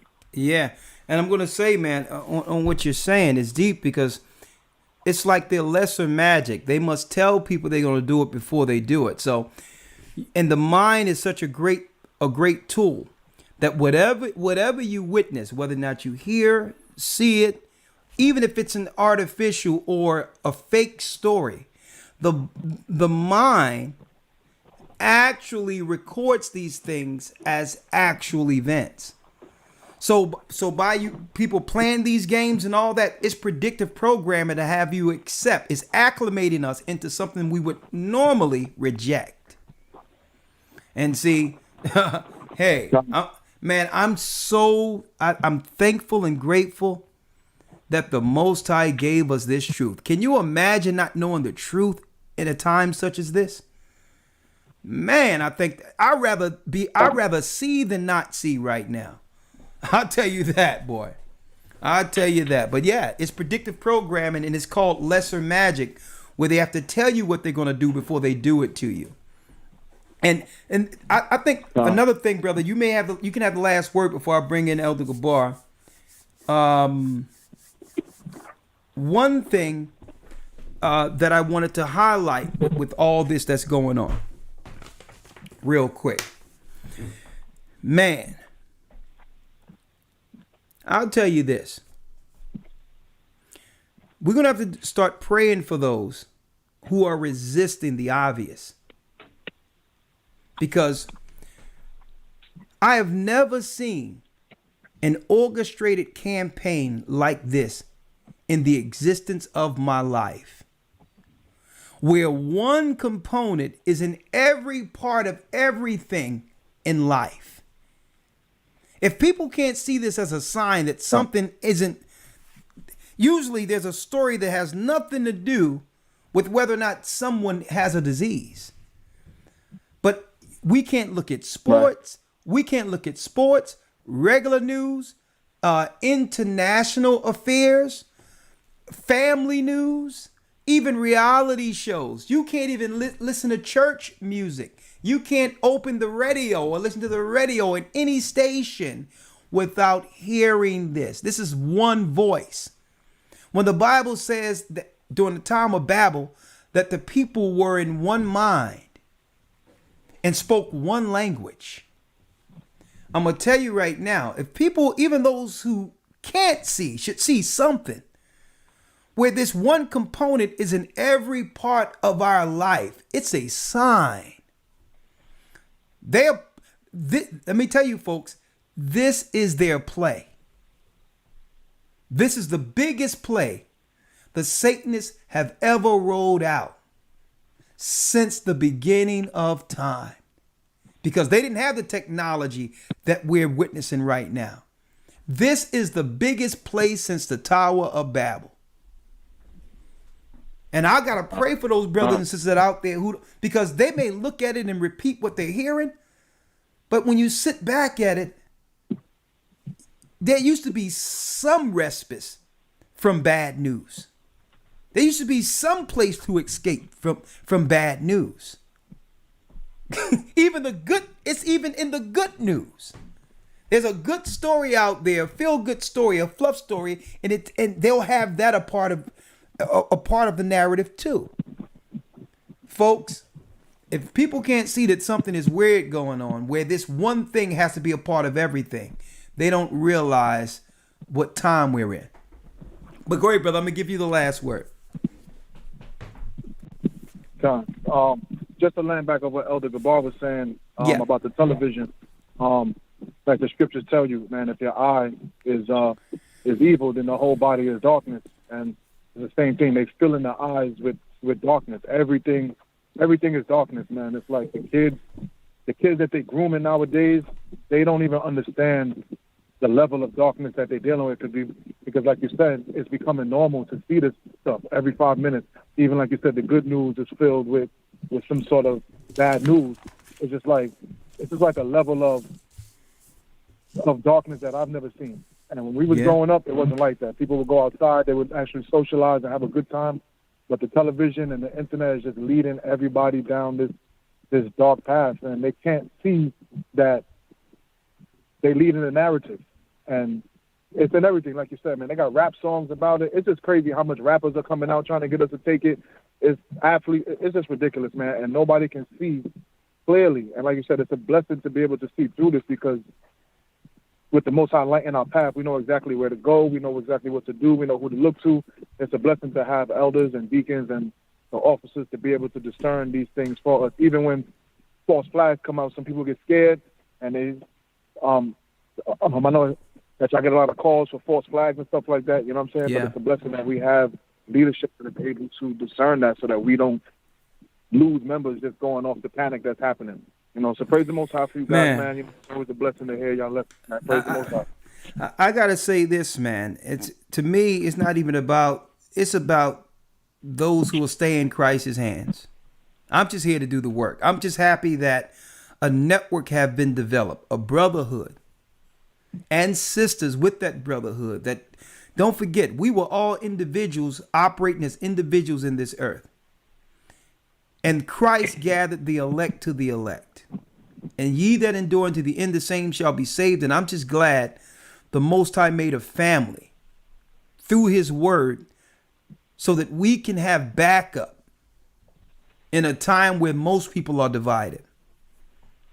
Okay, I thank the Most High for you, brother, all the elders, and for the families, the wives, the children, those that are struggling through here. Because why? Man, this is no time to be a loner.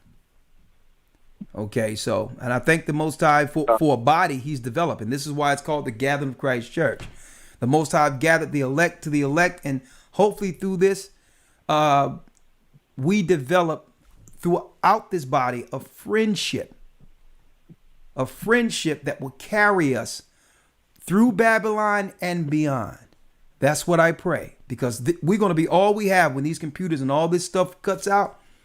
Now people are popping up and meeting other people, and it's deep because a brother here said, a brother popped up from nowhere and said that he had Jasher, Enoch, and all these other books, and the brother didn't want to impose and say, well, where did you learn all this stuff? And out of nowhere, the next day the brother told him, oh yeah, I'm with the Gathering of Christ Church, nothing else. So you got people just randomly meeting each other with the same knowledge and same understanding, just organically without knowing. This is how resonating this truth has become. And brother, you think this is something. I can't wait to the next phase of this, brother, when we're forced to utilize that power in us. And it will be the only power, which is faith, to survive. I know it's going to be tough, but this is when we're going to realize what the children of Israel are made of. Okay, and hey, thank you, brother. I appreciate you. No problem. Appreciate it. All right. Shalom. Elder Gabar, you got the floor, and then we'll take one more call. Well, the question I had for you, Elder, I was just curious. I want to kind of get your point.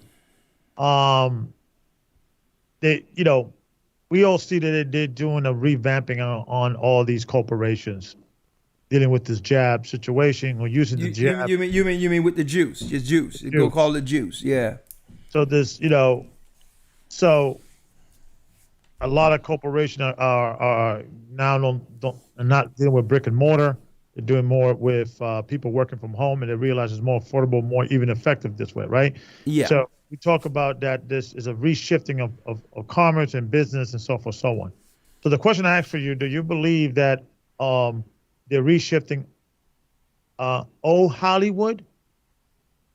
And how, from your prediction, your observation, how does the new Hollywood looks like? And I leave with a two-part question.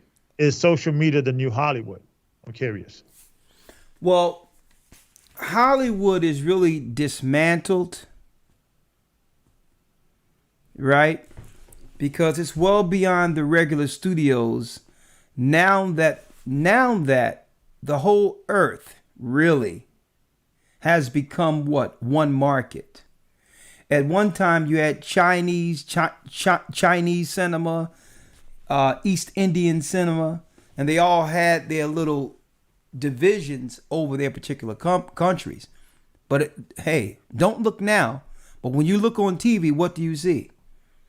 East Indians, Chinese. You understand? And they have. That's taking over Hollywood. Yeah. So the whole thing is Hollywood was really the spearhead for all of the nations being like they were at the Tower of Babel. But now it's global now. Hollywood is not just, movies are being pumped from every place now. And I believe they segued on the sly, using Tyler Perry's studio and got us on board believing that it was a black enterprise. I believe that he's just a front person. That's what I believe. Because there's no way Hollywood is going to let a black guy come in and circumvent Hollywood. And nah, I believe that this is how they get us on board with their next line of deception, using film that's aimed towards controlling us. Oprah lost her power over us. No more are we following a matriarchy or that nonsense that was coming from her. So now they're going to try Tyler Perry. But that's what I think. So I think Hollywood is just a splinter of all these studios controlled by Satan. With the studio, in the same way with Obama, they can get us on board if they can use our image, our face. Oh man, a black man, we need to support a black man studio. Hades to the no. Because there's no way, after seeing what happened with Black Wall Street, are they going to let a black Hollywood come in and circumvent and get all this glory and all this fanfare? If it was the opposition to the synagogues of Satan Hollywood, it's a splinter from it. So I believe they're going to use that because they knew at the very end they would have to convince us after we've recognized them. So you notice some of Tyler Perry's first movies was making some cult group with purple that would look like an Israelite group. Right. That was one of his first productions. See? So, yeah, but that's a whole nother conversation. But if you're going to create a zombie apocalypse type deal on our people, you would need a trusting Hollywood to produce new content with us spearheading it. Right. So Yeah. we know that Hollywood is a lie now, and now they're going to use the East Indian studios, the Chinese studios. Hollywood is now splintering. Yeah. All right. So it's all of them. All right. Absolutely, Elder. Yeah. All right. Let's take the next caller. All right. Next call.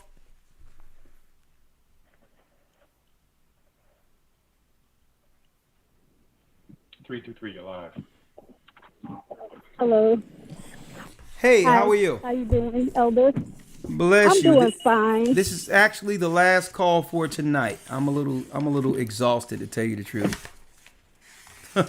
I just wanted to just say a few things. I'm trying to prepare myself. You know, I used to always, every time I did my blood pressure check, it would always be like 206 over 100 and something, you know, and I'm only 40 years old. So I prayed to the Most High, and I was just there telling to the Most High, you know, that I really want to live, you know, and I do want to make it to the wilderness. And the Most High, he really delivered me to the point to where I stopped drinking sodas. And then, like, I stopped eating meat. And I'm not saying that meat is bad, but it was bad for me, okay? Oh, okay, good. And so I just wanted to just, you know, eat the medicine foods that was in the Bible, like the vegetables, the fruits, the beans, you know, the nuts and seeds. Okay. And my blood pressure went from 206 to 167 within 4 weeks. Great. So now Fantastic. it's like 167. Great. You know, and I've lost 10 pounds within 4 weeks because I have to get myself prepared for what's coming ahead. And I don't want to be sick, and I don't want to have any core morbidities. I'm trying to get my immune system up. So I just want to tell my people, you know, that we really have to change how we eat, because a lot of this stuff that we're addicted to, when we get in the wilderness, the Most High is going to strip that from us. There's not going to be no sodas, no burgers, you know. So it's really good to, like, start preparing yourself now, because all that fast food that we're addicted to, we will not be getting that in the wilderness, you know. True. And that's going to be hard for some people. So I'm, like, just preparing myself early, you know. Okay. And then another thing, this could be my opinion, but this is how I feel, like my sister. I feel like when we put those wigs and stuff on our heads. Hey, sister, you got a lot of you got a lot of background noise going on. Are you moving around? Oh, okay. I'm actually outside, but I just felt like when I used to wear wigs and eyelashes, it just makes me feel like I'm in bondage, and I just feel like the Most High don't want that. For our sisters to have to put on all this makeup, all these eyelashes, all these wigs, and we're making the other nations rich. They're really profiting off of us, and I feel like I've been set free from that too. So Good. I don't wear the eyelashes anymore. I wear my natural hair. I Good. put on very, very light makeup, and I just feel delivered. Okay, It's like that's good. he's helping me to eat right, to let me know that I don't have to have all that stuff, and I'm just really thankful. I want to make it to the wilderness. I want my family to make it. Well, praise Thank the you Most for High, sister. everything, Elder. Hey, you sound like you're sounds like you're going through a complete Babylonian detox, inside and outside. Yes. He's Praise the Most detoxing me, High. and he's doing it so fast, and I'm just so grateful. Hey, listen, I think I got another. I got another T-shirt. I think a Babylonian detox. All right, thank you, sister. Bless You you. really need that detox. Shalom. All right, thank you. I really appreciate it. The Babylonian detox. I gotta pull up the visual. Yeah, I need a Babylonian detox. People are like, what the Hades is that? Well, listen to the sister's phone call. She did it. Right. She let go this, let go that. You know what I mean? The blood pressure went down. She dropped 10 pounds in no time. Took off the outward aesthetics. And you know what she sounds? You know what she sound? She sounds at peace. I mean, when you finally let go and stop dealing with the expectations of everybody else and just serve the Most High and say, you know what? I'm good enough. I can't run this rat race anymore and have a blood pressure up here, 200 or whatever the case is, and try to keep up with the Joneses or whatever the case is. Listen. Well, in this case, keep up with the Babylonians, right? The Babylonians, exactly. So she's like, listen, it's just too much to keep up. My pressure been up. I'm going back to the simple life. It seems like, she understands what it is to be shamefacedness and be satisfied, you understand, and be content with who she is. And I think that's a coming to Christ moment that usually hits all of us, so I thank the Most High for it. And sometimes when sisters, say certain things, and I'll let them speak, you understand, because I don't want people to think that because she mentioned that it's being judgmental or looking down on other people who may not have gone through that journey yet. But, but she can encourage others to know it's okay. It's not to say that you're bad because you haven't done this or whatever. No, it's to let you know, listen, if you decide to go through a Babylonian detox and not try to satisfy the cares of this world, it's okay. There's other people that are choosing it too. You understand? And are coming out with good outcomes. All right. So with that, I thank you, Elder. I got to call Elder Loy up and see what's going on there. Okay, because there was storms going on with water coming down, and Elder Lawyer had to go ahead. It was like the days of Noah in this area. So it's a little leaking even in our house over here, so I had to take care of it. But it was coming on hard earlier today. Okay, so there's some shingles need to be changed. It's like little. It's not. It's a little by the kitchen. So it's, okay, I guess we can get somebody to look at that. All right. With that, I'm gonna say shalom. Stand clear from zombies. Stay prayed up, sin not. I'll see you in the academy. Goodbye. Make sure you join Patreon. And may the Most High be with you, sin not. Thank you, Elder Gabar.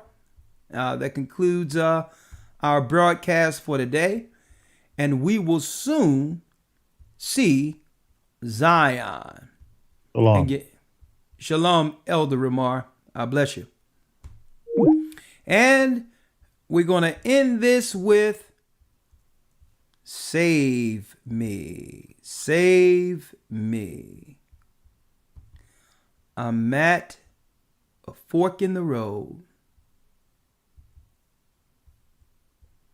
asking the Most High to do what? Save us. Where am I?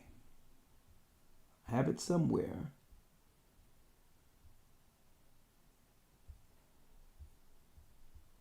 There.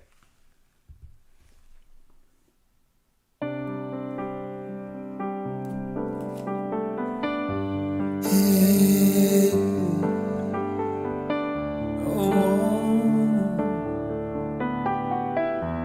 Hey. I was on my way, felt the presence of your son every day. Every day, I let go of your hand, and now I feel a change. Close the door, fall to my knees, and I began to pray. Oh, help me, the cares of the world slowly pulling me away.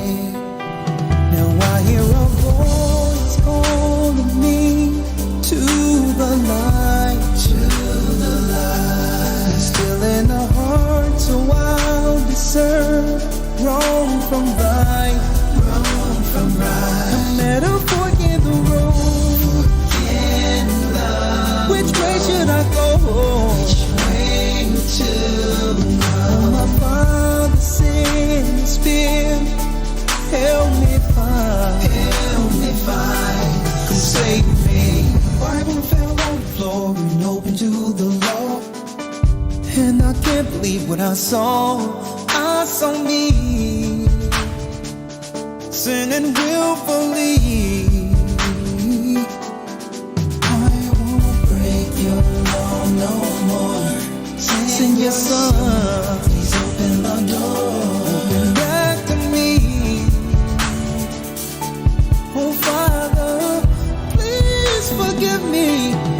I hear a voice calling me to the light, to the light. Still in a heart, so I know wrong from right, wrong from right. I'm at a fork in the road. Which way should I go? Which way to go? My Father send His Spirit, help me find, come save me.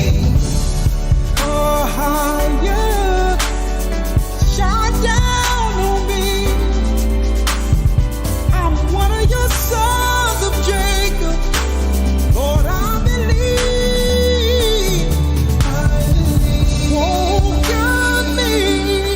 Please save me to the light. Send your son so I will know wrong from right.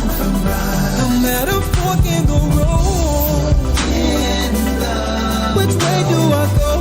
Which way to go? My Father, send your Spirit, help me find. Save me. A voice calling me to the light, to the light. Still in a heart, so I know wrong from right, wrong from right. No matter fork in the road. Which way should I go? Which way to go? You send your son, make me right. Help me find, come save me. Please save me. Save me.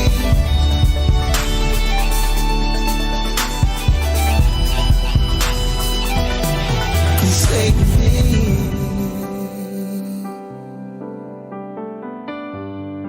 Oh, oh, oh. save me.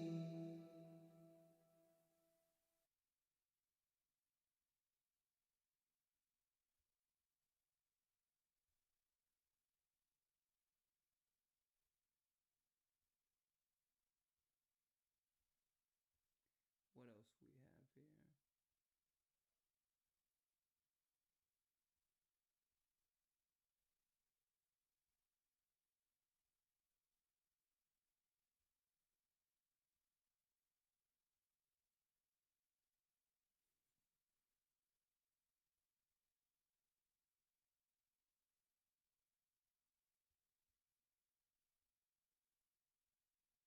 All right.